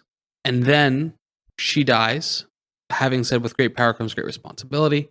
And he tells the other two Spider-Men when he meets them, if they die, if you kill them, that's on you. It's not my problem. So I do want to talk about where his growth in this movie and also this discussion within the movie of burden of responsibility. If you have the power to make a change, you have a responsibility to get involved. Is great power comes great responsibility. But I think it's also true that with a little bit of power comes a little bit of responsibility. They're equal, right? You're responsibility scales with your power. So if you have an opportunity to get involved to make positive change and you choose not to get involved, you are abdicating your responsibility. I feel that's the claim here, and I agree with it. Now, I want your thoughts. Do you agree with that? Yeah, I feel like I'm a little bit more hesitant. We talked a couple episodes back about like the whole, like if you saw someone in a bar, Sure. like would you intervene if you see the potential or the setting for a bad scenario? Yeah, you see what looks like the telltale signs Like, of a date rape about to happen. And I took the more conservative stance of like, if there's a chance, like you can go listen to the episode, just like I was a little bit more cautious. I remember the conversation, but let's it's but- possible that the audience didn't listen to that episode. So there is some weight to that. I went just a little bit more hesitant because like it's the same like if you're on a plane and your plane's crashing, you gotta put your own mask on first. Like it's like I'm not aggressive. So like I would be more cautious to go intervene with something, especially if I'm with my family, if I'm with my daughter, if I'm with anyone else that I'm in care of or I'm taking care of. I'm not about to go step foot into something else that may or may not require me. May or may not. It may need me. But if it could at any moment endanger someone else that I'm taking care of, I'm staying away. And that was my stance. And you said if correct me if I'm wrong, like if you saw any inkling of something that could go negative, you would intervene in some sort of way to make sure something is done. And I appreciate, like I don't disagree with that. It's just like Jeff in that moment, I don't think would do it.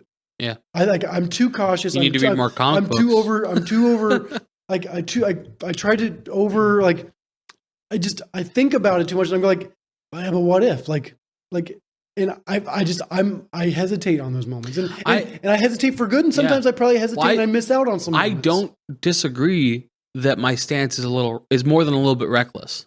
I think though that, there are times when recklessness is what's required. Right. And it's just, and for me, it's just like being able to decipher those. Sure. Like if I had the superpower of, well, going back to the LA Confidential episode, talking with Tim. Oh yeah. You have to pre-decide.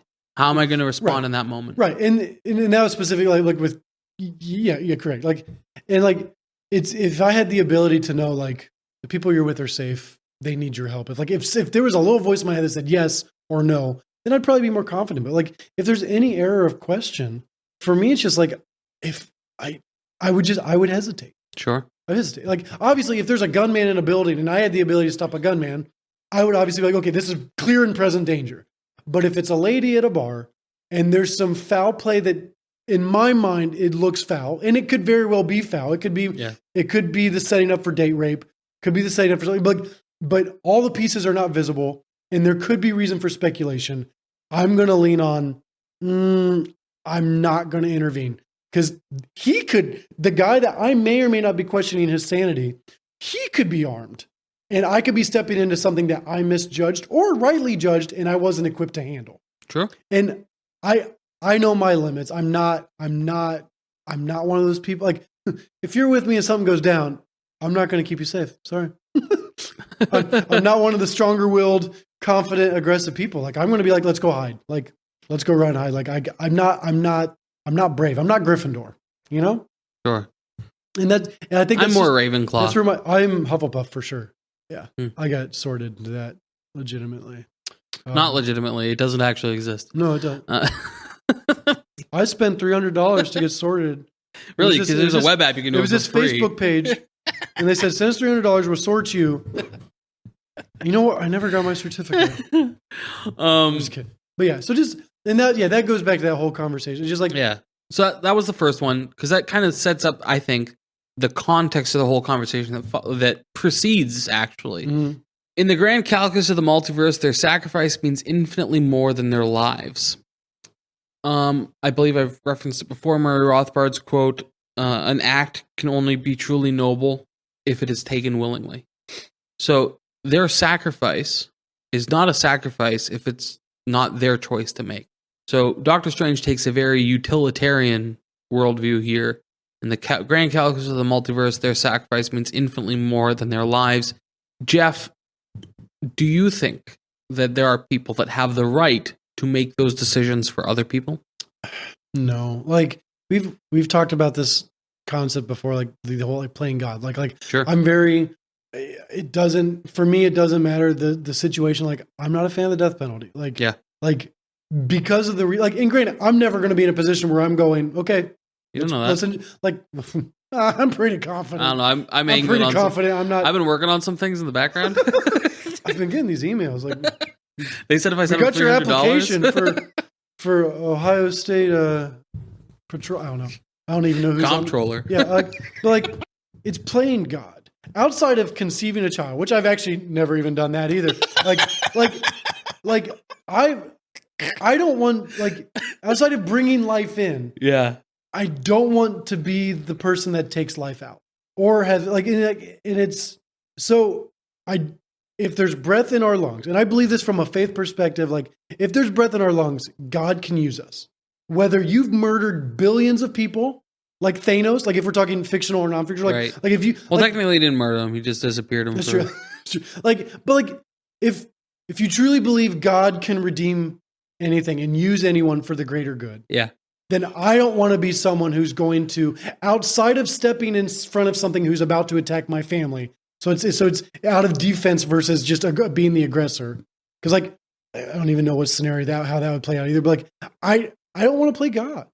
Like, What so, if- so okay, if in let's this take- scenario, if there's people that came to our universe, Yeah. even if for the infinite universe, it's better for them to go back and deal with their own thing. If they're souls, I don't want to be in the decision of going, well, if they live or die, that's on them. Like, if I have a say in it and it's legit and the situation is affirmative, Right. I'm going to be like, no, a life is a life. So Rehabilitation versus. So that which- conversation with Doctor Strange happens before they know that the other Peter Parkers have come as well. Correct. And let's lower the stakes. Let's say it's not death. Okay. Let's say the sacrifice is a quarter of your income. Do you think that somebody has the right to say, hey, you're going to sacrifice a quarter of your income, and in the grand scheme of things, it's going to be better for everyone if you do that, and you actually don't get to say, if you refuse to do it, we're just going to confiscate it? I see where you're going with this. I was hoping it was so subtle and cagey. No, like I'm not a fan of taxes. Oh, I hadn't even made that connection. Good one. You're joshing. I sure am. Like, I'm not a fan of taxes, but as someone who leans bottom left, I do. I'm a hopeful optimist that the government needs money to do things, but I don't like the way they're using the money for. So, like, but yeah, so okay, and that is like, no, like in the way you presented it, no, I don't like that. Like, no. Huh. Like, I'm trying to read, you've probably seen this article. I should have saved it. Like, it was a meme or an article talking about how, like, the pyramid of taxes that, like, something can go through, like property tax, then like all these things that, like, so you're retaxing something that you already paid taxes on, like, Oh, yeah. like Yeah. like that whole thing, like, that is whack. Yeah. Like, that is whack. So like, the employer gets payroll tax, then you get your income tax, and then also you got sales tax, and then you have your tax on mortgage, tax on property, tax on inheritance. yeah. So if you earn the money to buy some land and then give that to your children, it gets taxed at least 6 times. Yeah. It's like, I don't like that. But at the same time, like, I do, like, my optimism in the government, I do feel that there are some legitimate programs Rolls. that could use money that would benefit me. Sure. I don't see that happening for the most part. Yeah. So yeah, obviously, like there's a lot of things happening. I'm like, okay, well, my money went to that. That's great. Yeah. Well, and I know but- that you know my position on this already, which is Where that do you stand? Where do you stand? that I agree that those services that they presume to provide are Some of them. Nearly- There's some things in the government that are just, boondoggles. yeah, exactly. Well, yes. what I was going to say is, like, the essential services that they provide. Yes, If they didn't exist, those services are still essential, and so there's now a market for them. correct. And all the non-essential ones, we'd figure out are non-essential immediately because there'd be no market for them. Are there any countries that live in that way?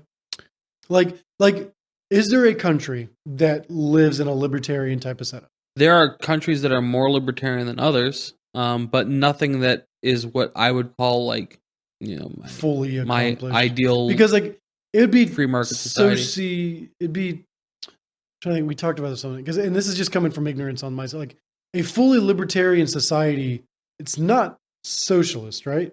No. Okay, it is different than that. Yeah. Okay, because I don't think I fully understand socialism. But I thought there was a comparison to like the way kind of Bernie Sanders led, and to some of the things that like to some libertarian ideals. So, that for were example, similar. Most communists who aren't authoritarians believe that when we have the forward marching of history, as Marx liked to talk about, that once we have communism, we won't need a state. And so they are anarchist of a sort. But my opinion from my own studies and just like what I can observe from humans around me is that people like to have control of their possessions. And so as long as people have property and the right to exchange that property freely, right, which is capitalism, then that's always going to happen. And even in a stateless society, like if Marx got his wish, where like snap your fingers, states all disappear, we're now a communist society. Well, as soon as somebody says, well, actually, that's my toothbrush, not our toothbrush. Well, now we have property rights again. And then out of that comes capitalism. Out of that comes free exchange and all that stuff. So like, there are anarchists that say that anarcho-capitalists aren't anarchists because capitalism is necessarily coercive and oppressive and hierarchical.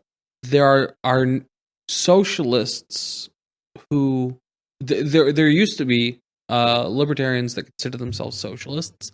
In America, libertarians are almost exclusively right-wing, not entirely, but almost exclusively. So there's not a whole lot of overlap between libertarians and socialists, largely because most socialist policies involve the government doing more, and most libertarian policies involve the government doing less.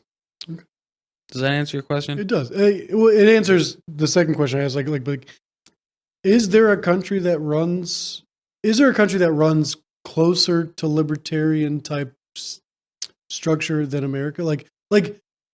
There are, out of all the countries you're familiar with on how they run, which country would you say is better run? Maybe not saying they're better off because of other economic issues, but in general, are there other countries that you would say you would rather adhere to the kind of style and setup that they're doing versus how America's doing it? Because besides the king, I'm not really familiar with other countries and how other countries are run and some other types of self-governed. It's long been my opinion that America is the last best hope for liberty in the world. Okay.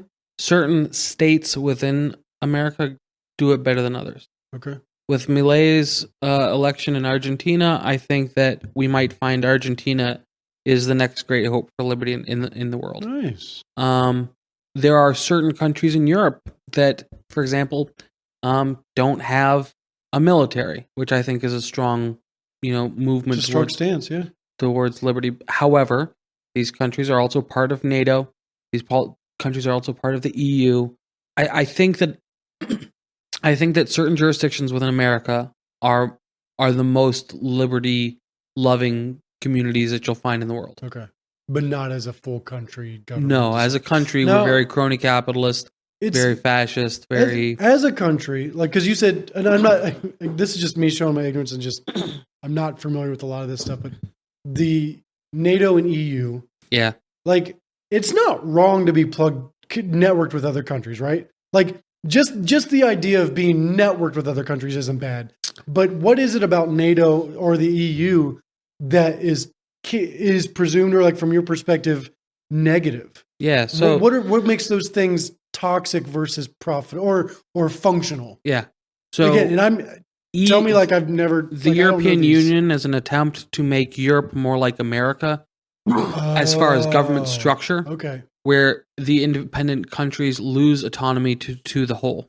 So the countries are more act like states versus. So that's what the whole. Brexit I mean, the word thing state was. means country.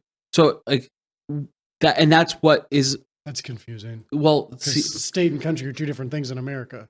This is what the U.S. Civil War intended to rob the American populace of, is this idea that states are independent. States have the right to secede from the Union if they so see fit. All of these are ideas that were, for the Founding Fathers, like no-brainers. Yes, of course, we're independent countries. But we are all part of this federal union. We have confederated even. So the EU is an attempt to do that for Europe. But not okay. So Now- Europe is under. Not all Europe's under the king, right? Just England. There are several kings within Europe. Okay. Right. Okay. So there's multiple heads within Yep. the EU. Yep. Okay. It's not like so. If you're comparing to the states, like we have the president over all of our states. Yep. They have multiple kings Well, over their the countries and president EUs. presides over the federal government, and his job is to enforce the laws as decided by Congress. But each state has its own governor, which is the president for that state. Okay. That's what the It'd be a founding lot easier if fathers. they use just the same word. That's what the founding fathers envisioned. Okay. Now, as far as what's the danger of something like NATO? Well, apart from a lot of the mess of NATO, we can even just go back to what some of the founding fathers considered, which was that it should be a primary concern of America to avoid entangling alliances abroad. I think it was Madison that said, she being America, does not go abroad seeking monsters to destroy. We have long since lost that vision of America. Sure. We have a lot of entangling alliances abroad. Those entangling alliances have gotten us into military conflicts that we had no business being a part of. And we routinely go abroad looking for monsters to destroy. The founding fathers saw in the empires of their day that this was a failing foreign policy. And so they said, we're not going to do that here. But how quickly we forget. And like, so obviously, I agree with the fact like we don't want to go chasing danger. You don't want to go be a country vigilante. Yeah. But at the same time, like the optimist of me, because like, okay, I'm a social butterfly. Like I like More like socialist butterfly. that's too soon. Too soon. Like I like having a big circle of people in my life that I can help them in their time of need, and they can help me in my I love that I have a big social group, social network to reference a movie we've already talked about today. So like I don't see it. Optimistically, I see there could be positives if you're not chasing danger and you're just looking to network with other countries, surrounding neighbors for positive outcomes. Like, is that something that's can we do that as a country without? Here's what I consider to be a major mistake when discussing domestic and foreign policy. We cannot treat the organization of the government as if it were an individual. If we anthropomorphize it such, I think that we end up making very emotional decisions that are not in the best interest of what the organization is intended to do, which is first and foremost protect the life, liberty, and property of its constituents. Right. I agree with that. It is not a human. It is not. It's an organism, but it's not an organism with a soul. Like it's ran by. But at the same time, like it's like if I went to my bank and they said, "Hey, we took out some of your money as an investment. You're gonna get it back. Don't worry. But we're using that to build wells in the Congo." Now, do I like that? Yeah, I think it's great that we're building wells in the Congo. But that's not really what I'm coming to you as a bank for. I'm coming to you as a bank to be a custodian of my money, and that when I need my money's all there. If the point of a government is to protect the life, liberty, and property of its constituents, foreign entanglements and alliances undermines that. It's not what the organization exists for. Now, can it end up doing good things in doing that? Sure, I'm not questioning that, right? And in a community situation, I would expect individuals to look for those opportunities as well. But that's not the point of the organization. And organizations, when treated as individuals, it just becomes a big old mess. I obviously, and I know these are two different things, but like my head's, I've been being a child of the church. Like, I've been in church my whole life. Like, I kind of compare, like, rightfully and wrongfully, I compare the government to the church. Okay. Because like it's a structure, it's an organism, but it's run by humans. Like, obviously our head is God. Like, we're led by God the Father, the Bible, and stuff like that. But like, in a sense, the church is a organization, not a human. Like, the church itself doesn't. In the way in the comparison I'm making, the church speaks for the masses as we also speak for the church, right? Would you agree with that specific statement? I'm not following. Okay, how do I rephrase this? We tithe to a church. Yes. And we assume that church is going to use that tithe not only to They're going to steward it well. Within their building, but also use it to reach out. Yep. Obviously, the government is not the church, and it stands for different reasons. Yeah. But in a altruistic, everyone's playing fair and playing honestly type of scenario. Yeah. If we have a government that plays friendly with others, not seeking war, not seeking angst, not seeking aggression, but plays well with others, and our doors are open for people to come in, and we have a great way for people, we're inviting and stuff like that. It wouldn't hurt us for us also to reach out, not necessarily monetarily, but for us to just have a voice outside of our walls, right? Because but if we completely is isolationist. Yeah, if we completely unplug from everything, whether for good reasons or bad reasons, then we become deaf. Okay, so and I guess I know that's a broad, but just like I see, as a church, we want to have reach, and we have to. But as a government, we want the opposite. No, we want to be completely. Those are great points. So, okay. And I don't like comparing the church to government, but I see them as two things that are ran by humans. Like in everything, we tend to lump things into two categories when there's actually like a broad spectrum of concepts. So, isolationism would be like, we don't do trade, we don't do alliances, we don't get involved in wars, we don't do any of that. We're just our own thing. We're focused entirely inward. We're just going to deal with our own stuff. Yeah. That's isolationism. What I'm saying is we ought to be non-interventionists. Okay? So we don't get involved in your wars. Right. We're not going to get involved in your petty squabbles. If you want to do trade with us, we're open for trade. Okay. We'd love that. That's great for us. It's great for you. Immigration, I think with certain conditions and parameters, I think is a net positive. Right. And so that's non-interventionist. Like it's really more about like military policy and that kind of stuff. So that's what I think. If a government is going to govern well, that's the best use for it.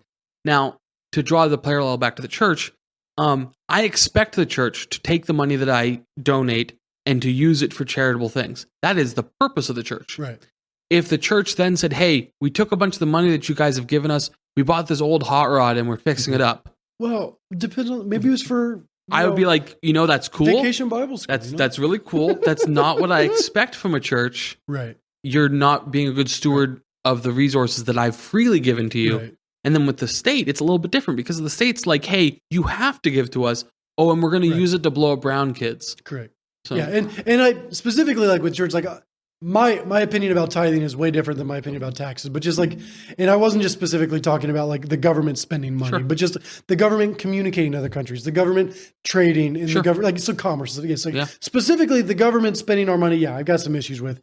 And if the church were to spend, if I see a church spending money unwisely, I'd have issues. Yeah, you'd probably look for a different church. Like, and I know that you'd probably have some hard conversations about how your money's being spent. And I wasn't trying to press buttons by comparing the government to the church. I want them to look different, but at the same time, I see churches that function healthily that the government could learn from. I suppressed my knee-jerk reaction to hear out your argument first.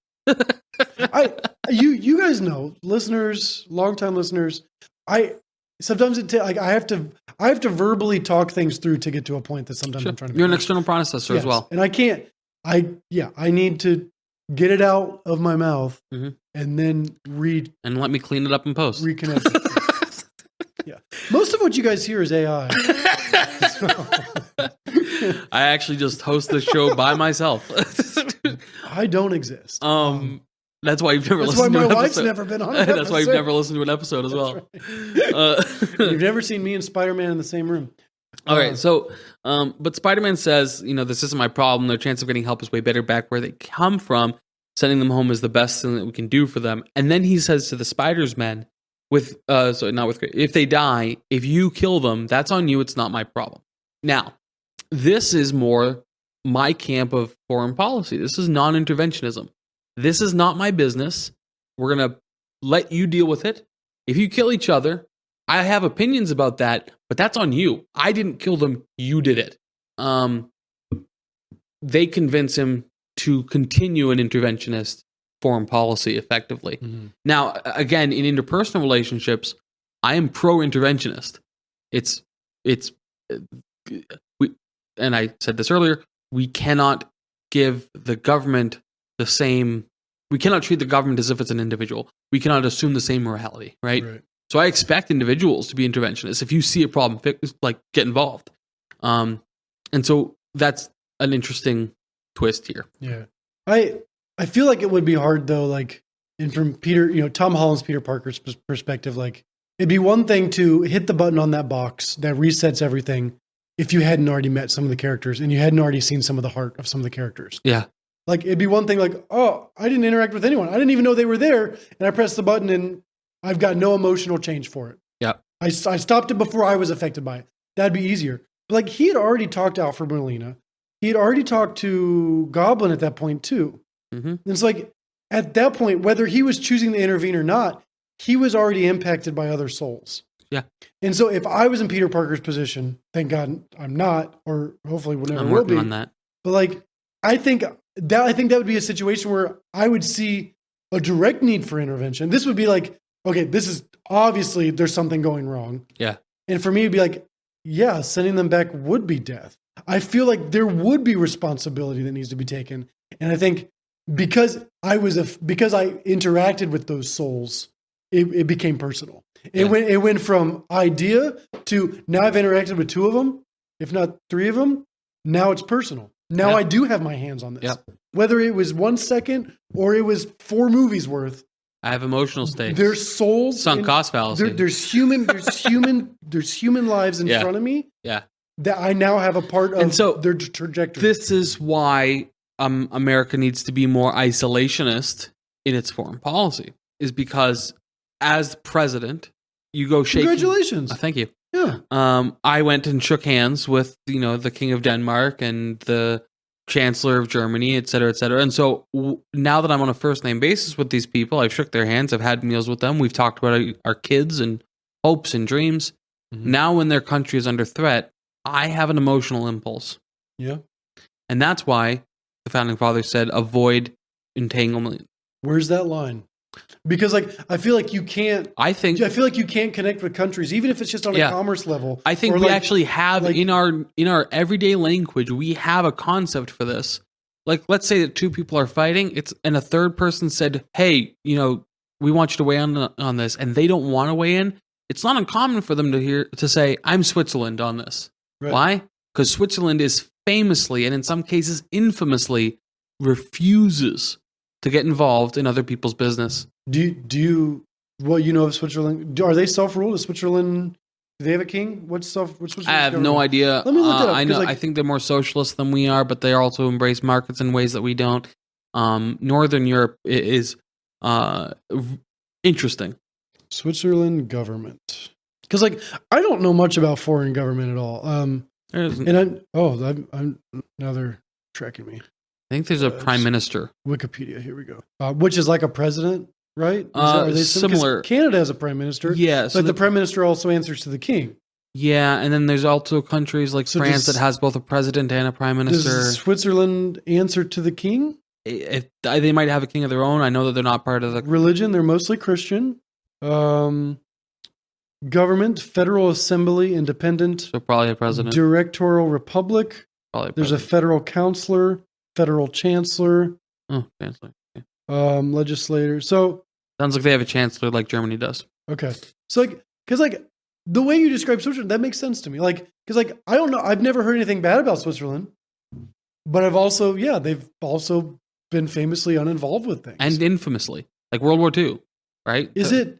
And do you think a country like America could achieve that status? We could. Do we rely so much on other countries that it would be impossible? No, we could undo a lot of those entangling alliances. So, for example, World War II. Why did the second one? Yeah. Okay. Why did the Japanese attack Pearl Harbor? Because of the movie. That's right. It was going to make a good movie one day. It was going to make a good movie one day.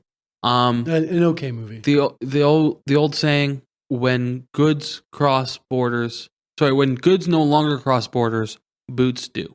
All right. So we had a trade embargo with Japan. We weren't selling them oil, and they're like, "All right, screw you guys. We'll show you what we think of that." So by refusing trade with some and engaging with trade in others, we actually did put a flag in the ground of which side that we were on. Switzerland, and this is why they were infamous, continued to do trade with anybody. So they trade with anyone, but they refuse to just a war. They refuse That's right. to. And so, in order, Now, what if they were attacked? that's different. Can they defend They themselves? can defend themselves. They have a military? Yeah. Okay. In fact, I'm pretty sure they also provide the military for the Vatican Oh. Because the Vatican is its own self-governing. city and state as well. Sorry, I yeah. just It's the most population footsie dense with country you. in the world, and it's also the only country that has 100% immigration. No one's born in Vatican City No. because they're all celibate. There is a hospital in the Vatican, though. Yeah, but But no OBGYN or. well, there's probably an OBGYN, but there's probably not the God, guy that delivers the deliverer. the deliverer, Deliverance. the deliverance ministry at yeah. the hospital. I watched a documentary on just how So- the city functions. It's fascinating. But to answer your question on could America be non-interventionist like Switzerland is, I think we could. I think we're so far from when we were that we would It would be- hurt ourselves if we started. I don't think we'd hurt ourselves, but it would be. You don't think people would come at us if we started pulling out like trade, or you're saying if we keep trading, but we just stop intervening? Yeah. Okay. we'd have- So we would. Okay, I'm following now. Like yeah. let's say Nelson gets his way, foreign policy. Day one, we close all of our foreign military bases. We have close to 800. The country with the next most foreign military bases is China, which has one. So we have close to 800. They've got one. We can close down all of our foreign military bases. Do you know how many foreign military bases are in the U.S.? Goose egg. Hold on. Let me think through this. There's Carry the one. and then you got New York that doesn't have zero. I think. Zero. Yeah, that's Yeah, right. zero. So you close down all the foreign military bases. You end all of the trade embargoes. You end all the tariffs we have on other countries. Just you zero it all out and say, hey, we're open for trade. And also, we're stepping out of NATO. USSR doesn't exist anymore, which is why we created this thing. So you guys got this. We're done with that. All of the foreign aid that we do for a lot of countries, you could pretty well end that as well, because studies have shown that foreign aid has net negative effects. A lot of this stuff, you step out of the way and say, hey, we got this wrong a lot in the past. We're sorry. We're stepping back. We're open for trade. Please don't add us, right? And I think in that situation, the biggest threat we'd have is so right now, China is facing significant economic collapse. Their largest property owning firm in China just declared bankruptcy. Or I think it was like property owning bank or something like that, declared bankruptcy. So they're facing some huge economic collapse coming here shortly. So one of the biggest actual threats for America is that China might be like, hey, we're going to call in all those debts that you guys owe us because we've borrowed a lot of money from China. Sure. So if we opened up economic trade like that, I think they'd have less of a reason to. But our biggest threat has nothing to do with a lot of our bad foreign policy, actually. That's fascinating. I've never really thought about this. Josh Smith, we had him on an episode a while ago. Do you think is that his policy? Like would he fall in line with? This isn't a plug or an ad, but I've already said on this podcast, I'm planning on voting third party.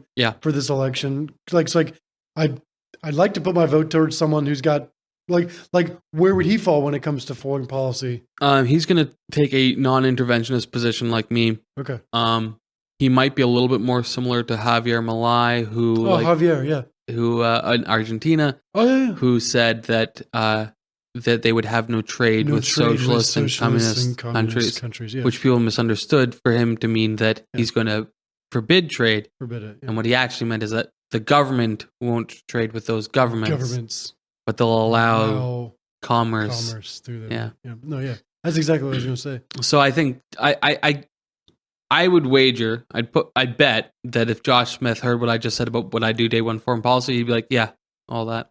So, because I really, but he tends to message a little bit more radically. I enjoyed my conversation with him. He was, and I think I'd have that's one thing you kind of miss out when voting for presidents is talking to them. Yeah. How many presidential candidates have you spoke to? Zero. I saw George Bush. No, zero. I saw George. One. Joshua Smith. Candidates, yes. I saw George Bush in person. Oh, really? He back when I was younger, he was reading a book, and then the guy leaned in and was like, "There's a plane." It was his. So he got elected right before 9/11. It was when he was campaigning for his re-election. Okay. His bus drove through Worcester. Ooh. And so my dad and I Did it went, hit anything? no, like my dad and I went and saw him and stuff. It's Yeah. like, again, I'm junior high, maybe. Yeah. Sounds Hold right. on, it is like, it's like, as far as like what I knew about politics, nothing. I just knew that George W. Bush, like, I'm pretty sure like he was spoken to be a faith-based president. And, Yeah. like compassionate from what I conservatism. knew, yeah, like I was like, and my parents talked highly of him. So like from what they knew of politics, like I was like, okay, cool, George Bush, like good guy. He reads books to kids, you know, like that's what I knew. So yeah, I saw him on a bus. He waved as he drove by. Yeah. That's the only president. That's the closest I've ever been to a president.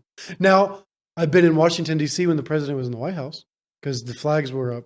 Were you in the White House? No, Lindsay's been in the White House. I've never been in the White House. Been in the Capitol. Been Yeah. in the Capitol. There's probably like a I'd like to do go not fly list for me as far as going in the White House. This podcast probably isn't helping me get into DC. You know, like Hey, I would love to go to. Speaking of do not fly lists, let's. I got one question for you before we land the plane on this episode. Before you get to that, like you were going to bring up a specific thing, Oh, that's right. and is it something that you still so- deem valuable to bring up? Yeah, two things real quick. Okay. First, because I'm actually just going to edit that back into previous in the episode because you'll understand why in a second. But I want to, before we wrap up here, I'd like to ask you, because you asked me what I thought of vigilantism, Oh yeah. but I didn't think to ask you. What are your I- thoughts on vigilantism? They make for good movies, but in the real life, I would have a harder time putting my faith in one person than I would like a police department. Now, this is coming from me. Like, I've not had any bad interactions with police. Like, I know that there's corrupt everything out there. So like, I'm not trying to defend the police, but I'm also like, I've never had a bad incursion with them. So like, for me, I would trust an established program over a guy trying to do something that he may or may not be trained for. So in my mind, the logic would tell me the people who have trained, maybe gone to school, maybe been in it for a long time, should be better and well equipped to handle some sort of tragedy, whether it's a fire, car accident, whatever the situation. They should be better equipped than someone going, I think I can do this. Or I did it once, and I'm going to try to keep doing it over and over again. Like, logically, it doesn't make sense to me. But if I'm in a situation that requires someone to step up to protect us, the humanity, I would definitely be grateful if there was someone there that did it and prevented mass casualties or any casualties for that matter.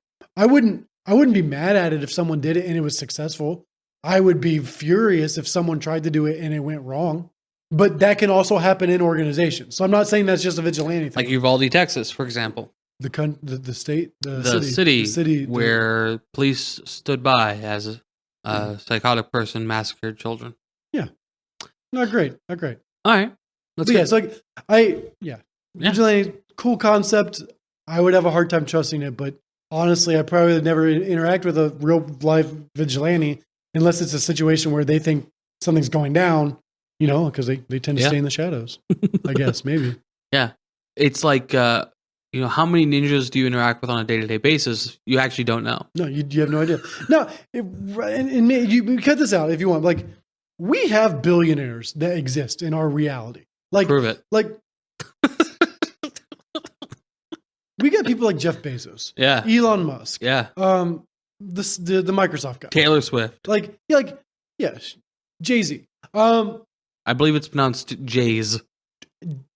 Are you surprised we haven't seen more vigilantism than what has existed? Like maybe not necessarily out of the billionaires, but like there are people that have unlimited resources. Yeah. And then like I'm actually just a little surprised that we haven't seen someone trying to Iron Man or Batman their situations. I would say that vigilantism is a form of security entrepreneurship. They're seeing a need, they're filling a need. I don't think you need to be someone with a lot of means to do that, right? In fact, a lot of the comic book heroes, right, they're barely making ends meet. But when we look at the billionaire class, what are a lot of them spending money on right now? You're talking reality, not comic books. Space race. Commerce, space race. Space race is technology, vehicles, transportation. Yeah. And what do you think their Twitter. reason? Yeah. What? Actually, even with Twitter, the reason that they're doing this is because they see this as a philanthropic endeavor, something that humanity needs, Yeah. and that they are uniquely positioned to address.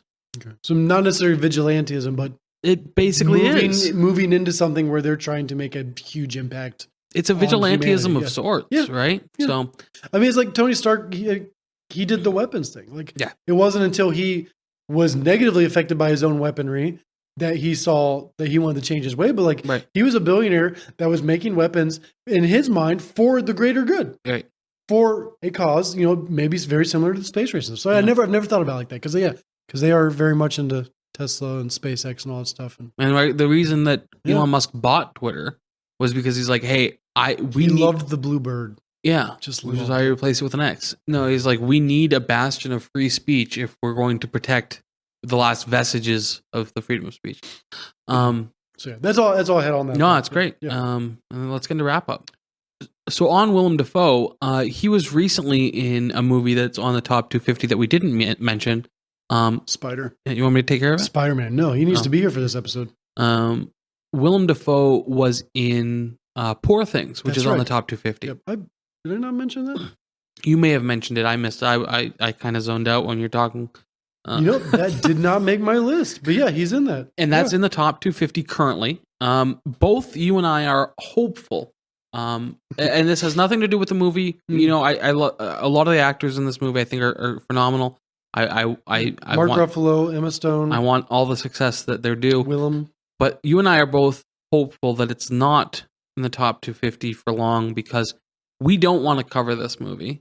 Would you mind reading through the list of things that are why we don't want to cover this movie? Correct. So this is IMDb. Now, will we get flagged for saying some of these words? Anyways, either way, No. we'll see what happens. Okay.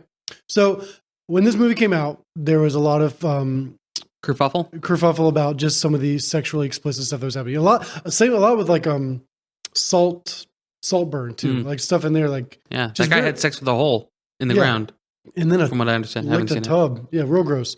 Gosh, I'm glad that's not on the top 50. Anyways, for Poor Things, I'm going to read through some of the stuff here on IMDb of the sex and nudity Parental guidance. and things that Nelson and I are just not interested in watching. And when it comes to entertainment, extensive and graphic. This is straight from IMDb. On February 7th, 2024. Again, this could be modified, but excessive and graphic nudity with explicit and pervasive hyper-sexed female sex acts, including female infantilism, thank you, and fetishism, with male sexual predation. I'm terrible with words. Molestation and male age/power imbalances enacted. Yeah. Monetized female sexuality with BDSM, bisexual sex and voyeurism involving children. Yeah. Now, I would wager that all of this is in the movie, not to glorify it, but to condemn it. I would hope so. But it's still just not something I want to watch. No. And I tried to watch. And that's just the first description. There's more beneath it that talks about what's in this film. What was the movie? Sound of Freedom? Is that right? That is a movie. I don't know Is what that you're the referencing. recent one that about about sex trafficking? Yes. I tried to watch it, and sex trafficking. Sound of Freedom 2023. Yeah. Sex trafficking and sexualization of children is something that I have. I'm trying to figure out the right way to word this. Even if it's portraying it in a negative light to make awareness, it's not something you want to put in front of you. No, it's not even so much that. It's like it's not like I have no appetite for it or it enrages me or anything like that. It's like it's something that I can't cope with it at all. Conversations about like children that have been abused, like it breaks my heart so much that I just cannot suffer to be around it. Jen and I tried to watch Sound of Freedom. As soon as like the first couple kids that I was like, oh, these kids are being targeted for trafficking. They're about to be tricked into trafficking. And this is like 10 minutes into the movie. I'm like, Jen, if you want to watch this, you can. I can't do this. It just breaks my heart too much. And I think it's good to draw attention to it and expose it Call it for it out. Yeah. But I cannot I can't cope with it. So I agree. I've not seen Sound of I have Freedom. no tolerance for it at all. I watched, I think it was Silent Hill. And Sound of Freedom by not no Silent means Hill. like is in your face about it. Like Right. they handle it very gracefully. That's a faith-based movie. It is. That movie come from a faith-based producer and production It team. is. So Although reportedly, Caviezel watched. He got like special legal permission to sit with an FBI guy whose job it is to try and identify kids in these videos that actually exist, so that they can find the kids, rescue the kids. Like it's an important heroic work, but like there's a guy whose like full-time job is to watch this stuff, and it breaks my heart. That's horrifying. And Caviezel, from what I understand, got permission to sit in with him. And for me, like I already think method acting is stupid, but like that's just a level of method acting that like I can't even wrap my head around. Like how Right. I don't need. I can't justify that. Evil. There's nothing about that I can justify. I would stand by that. Like okay, like if we've gone on for a little bit, but like, what do you think about? I feel I know where your stance is, but just we haven't talked about this topic. Like there are movies. Actually, Willem Dafoe is in 2 of them that are like borderline, if not, should be in the pornographic category. Willem Dafoe, Shia LaBeouf are in a 2 movie series. I remember coming back out when I was called Nymphomaniacs Volume 1 and 2. Yeah, and it's explicit sex scenes, and the actors and actresses actually had like filmed sex scenes. So like it's not just it's pornography, implied. Yeah, right. Like, but done in a cinematic way to justify it for the big screen. I don't know if it was in the big screen, but it was a like that bothers me, and that's one of the things coming out with this Poor Things film is, and I could be wrong about it, but either way, it doesn't make me want to watch this movie. Those weren't faked sex scenes, to my knowledge, and I'm not going to look it up. So I hope I'm wrong, but I thought I remember reading an article like it was almost method acting. It was method sex scenes, like, and just like I don't understand the need to go that far to evoke emotion. And from our very first episode, yeah, like I think I'd have a completely different take on Clockwork Orange if it wasn't for these shown acts of rape. They showed rape. Well, it wasn't just dialogue rape. Yeah, they showed rape. I would clarify that the rape they showed is not the kind of rape that you would have seen in, say, Nymphomaniacs Volume 1 and 2. No, well, in those movies, maybe not even have been rape. It was just sex scenes. While it still certainly constitutes rape, and it is absolutely sexual violence, it was far closer to like molestation than rape. I'm not trying to belittle it. I mean, by any means, but like, from my understanding, Poor Things, Nymphomaniac 1 and 2, they cross another line that not even Clockwork Orange crosses. Is the point I'm trying to make. I gotcha. Yeah, if this stays on the top 250 and we're here a year from now and it's on there, this may be the first film we well, like how are we going to handle it? A year from now, speaking to the audience. A year from now, there'll still be plenty of more movies in the top 250 that need covered. Right. We could kick this can down the road. But if we're trudging through the top 250, and now Wolf on Wall Street, it's got some graphic sex scenes in there too that I'm not looking forward to. Yeah. Like this is we're gonna be, yeah. Well, there you go. Poor Things. If you've seen Poor Things, let us know your thoughts in the comments. We'd love to know what your thoughts were. What did we talk about? What was portrayed? What's your thoughts? Did you like Poor Things? Did you dislike it? Emma Stone got an award for it. So as far as acting goes, it's getting pretty good recognition. So wrap up questions, my friend. Spider-Man No Way Home. Would you recommend? I'm sorry. Are you good? You yeah. Did that topic kind of? Oh yeah, it just totally messes me up. Yeah, understandable. Spider-Man No Way Home. Would you recommend this film? Oh yeah, absolutely. Yeah, me too. We actually didn't talk about it in this movie at all, this episode at all. But like another movie that you and I both agree does fan service really well while also moving a story along. Ghostbusters Afterlife. Yeah. Right. Yeah. And it's like I think there's some movies that just fan service not great, could have been better, weak. This movie, Ghostbusters Afterlife, strong with story writing and also strong with paying homage to where it came from. Yeah. So yeah, I would recommend it. This is a movie that is best watched if you've done your homework. Watch the other films first. There's heavier moments that are more valuable if you've watched the other movies first. I agree. I don't think you need to watch all of MCU to be caught up. No, just all the Spider-Mans. All the Spider-Mans. All the Spider-Mans. And maybe Endgame. yes, so every MCU movie that Spider-Man's in. Yeah. So I'd agree with that. so that's going to be Civil War. Spider-Man, Infinity, Endgame. Yeah, that's it.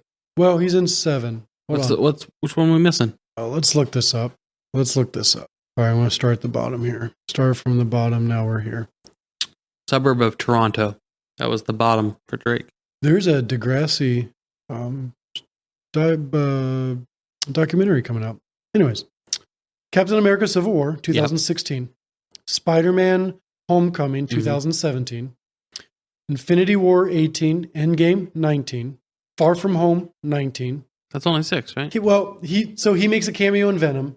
Oh. Because he's on the TV. It's credited / uncredited. Yeah. So he's technically he's credited for Venom and Let There Be Carnage. Yeah. So that's there. And then so technically 6. 6 plus Venom. Right. And you don't need the Venom movies to appreciate this. No. So yeah. I'm always hesitant to say, yeah, watch it, but make sure you watch all these other ones first. But I really do think in this situation, because of the way that they've created it, it's going to have its most impact. You're going to get your most enjoyment out of it if you're familiar with the other ones. Absolutely. 100%. And you can actually save some time by skipping Spider-Man 3. Yeah. Not at all relevant to this movie. It's not that it's entirely a horrible movie, which you could debate it is, but none of the villains cross over to that film. None of the storylines relevant to it. Peter Parker's story with MJ doesn't really. It's not. No, because the only thing you need to know for that is that he ends up with MJ, because they talk about that in the movie, and in Spider-Man 2, he's already made up with MJ. This movie's PG-13. Would you change the rating? No. No, me neither. There's quite a bit of violence, enough violence to justify PG-13. There's not a small amount to where PG would work.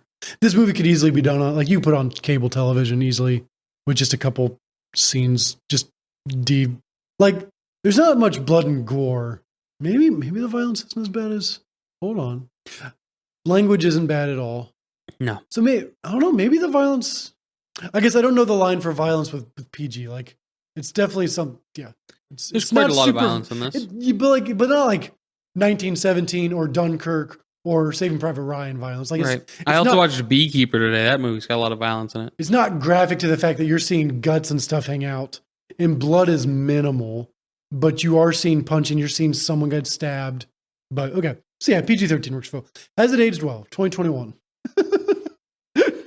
So it's not so much a question of aging. I did watch a video recently talking about how modern movies look too clean, and that. What do they mean by clean? So, for example, you watch Ghostbusters, the first one, and it's just like there's a grit to it. There's a lived-in world to it, and for a lot of this movie, except for when he's in a fight, his suit looks like pristine. Like all the female leads in the Transformers movies. Their makeup is always perfect, right? White outfit, not an ounce of dirt on her. So I would say in that regard, it's not so much that it hasn't aged well. It's just that some of the concepts in modern cinema I don't think are good, and I don't think will age well. I think that the grit of older movies has allowed them to age better in some ways. A little bit, need a little dirt. Would this be in your top 250? I don't think so.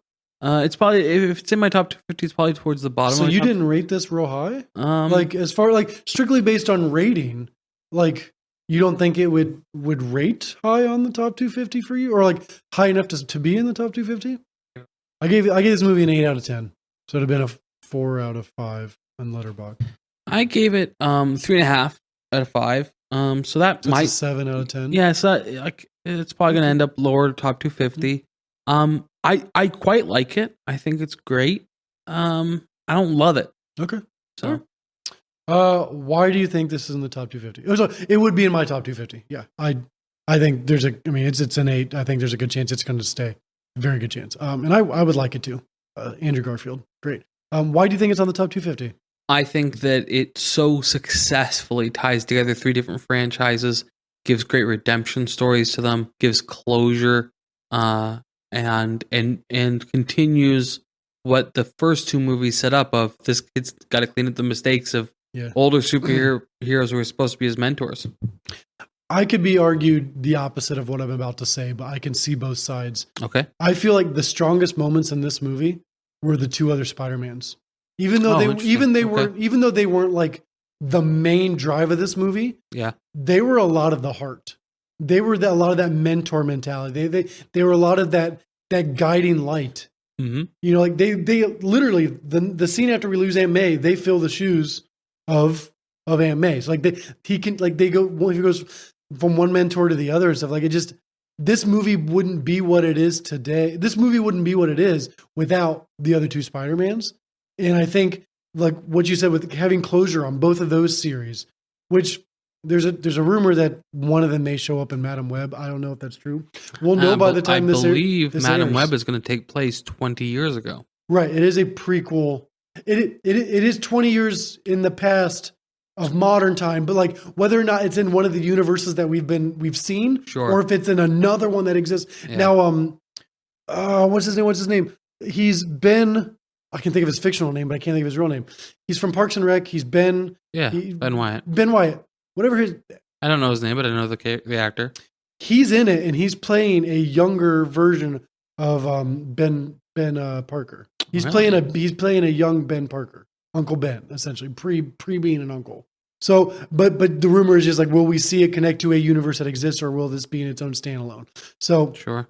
But I think it's in the top 250 because of the fan service, but not only the fan service, the redemption and the using of the best moments of of all the other Spider-Mans. It literally brings together all the best parts, and you get just this good, thick, creamy soup of just juicy, moist deliciousness.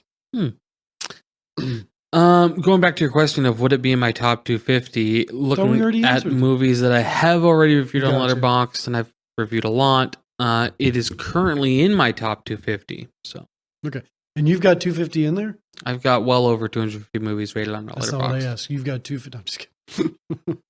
Oh, Jeff, you slay me, says Nelson. Hold on. I've not yet reached 250. I'm at least 61. I'm in my 60s, and I look pretty good for it. I've rated 577 movies on Letterboxd. Keep in mind, though, that some of those are actually TV shows like Moon Knight, which show up, and some of those are like comedy specials that I've watched. Yeah. So I will not rate those. Strictly, I may rate them once we're done with this podcast years in the future. Yeah. Like, because obviously, like, I won't have to worry about them influencing my rating or whatever. But like, as long as we're doing this podcast, I will not on IMDb or Letterboxd rate anything that's not a movie. Hamilton was one of those gray areas too. I was like, will I, won't they? Like, it was a record. Like now, Wicked's coming out this year. Yeah. But it's going to be Wicked the film, not Wicked the recorded version of the Broadway musical. Like, so I wasn't going to. I accidentally did a few, and then I was like, well, I'm not going to go through all of these and weed out. Right. So, conservative, probably at least 550 movies rated. So, and you went back and did stuff that you'd watched within the last couple of years. Yeah, I've only outside of I gave written reviews for just about everything that I reviewed, but there's a lot that just have numbers. Right. So. Outside of slowly updating what we did on the podcast before doing Letterboxd. Yeah. I'm only putting on what I've viewed currently in real time. Next week, Snatch with our buddy Cole. Looking forward to that. It's gonna be Cole world. I love Guy Ritchie movies. We've not done. Have we done a Guy Ritchie? We have not. In fact, we've talked about Guy Ritchie though. Yeah. Let's see how many Guy Ritchie movies are in the top 250 real quick. And it makes me wonder, in a multiverse somewhere, is there a girl Ritchie? Or a Guy Pori? Fair. It's a fair question. Or girl Pori? Girl Pori. Wow. Wow. So there are 2 movies in the top 250 Okay. for Guy Ritchie: Snatch and Lock, Stock, and Two Smoking Barrels. Okay. So What yeah. other do you have his whole roster in front of you? What are Um, some other ones that I would know? Or that would have recent ones he's done were The Gentleman, which was quite good. I don't know that one. That was Matthew McConaughey as a British drug dealer. He does a lot of crime movies. Okay. They're somewhat crime comedies, or crimes gone Is wrong. Snatch going to be more of a dark comedy? Crime comedy. Like Fargo crime comedy or different? Different. Okay. The criminals are the main characters, and they're the ones you're rooting for. Okay. In Snatch, you're Yeah, rooting for you want him to get away with it. Oh, okay. But he also did Sherlock Holmes and Sherlock Holmes 2, and Oh, wait, with Robert Downey Jr.? Yeah. He did those two? yeah, Those and, are great. and he did the live action Aladdin. Okay. All right, yeah, I've seen some of So he's done a lot of like stuff that's kind of outside of his wheelhouse, but like what he's famous for, the stuff that he's done that's excellent. Those Sherlock ones are good. Like I thought those were great. Yeah, they're The Aladdin's okay. But what he does great is like specifically British Cockney crime. Is he British? Yeah. Okay. But I will say they're not all winners. Like Wrath of Man kind of sucked. Operation Fortune, Ruse de Guerre kind of sucked. The Gentleman I liked a lot. King Arthur, Legend of the Sword sucked. The Man from U.N.C.L.E. was fine. But like The Man from U.N.C.L.E., Henry Cavill? Yeah. Okay, he did that. He did okay, that. I have not seen that, but I like Henry Cavill. But a lot of his crime movies are really quite terrific. I'll have to check those out. I need to watch Henry Cavill. Like Argyle just came out recently. I Yeah. need to see that. It's not Guy Ritchie, but Yeah. well, that was it. We've been talking for 7 hours. It's 2 hours 45 minutes right now. It's going to be edited down not bad. significantly. That's not bad. Cut out most of my stuff, fill in with AI. Yeah, thank you for listening. We appreciate you. We hope you have a wonderful Valentine's weekend. And thank you for listening. And let us know what your thoughts are about Madam Web. They've already had their Valentine's weekend at this point. Right. Okay. Well, tell us how it was. How did it go? All I know, And join us Friday when we review an off 250 movie. Right now, it's looking like it's either going to be A Few Good Men or Eraserhead. No Good Men. No Eraserhead. But yeah, Lynn, and seriously, we plan this release to coincide with the Madam Web release. Let us know what your thoughts were on Madam Web if you saw it. My wife and I will probably see it release weekend. If not the week after. Or if, like me, it's so bad you didn't even see it, let us know. Right, that doesn't count. So we love you. Sleep tight, or good morning whenever you're listening. Yeah. We'll see you next How was week. that orange juice? Thanks for listening. We hope you enjoyed this episode as much as we did. If you found value in what we discussed today, please consider leaving us a rating and review. And don't forget to subscribe so you never miss an episode. If you have any feedback or suggestions, we would love to hear from you. That's right, tell us why we're wrong. If you want even more content and ways to engage with us and each other, check out our Patreon page. By supporting us there, you'll get access to exclusive bonus content and help us continue to create high-quality episodes, as well as help pay for our future plans. Links to our social media, merchandise, and Patreon are in the show notes.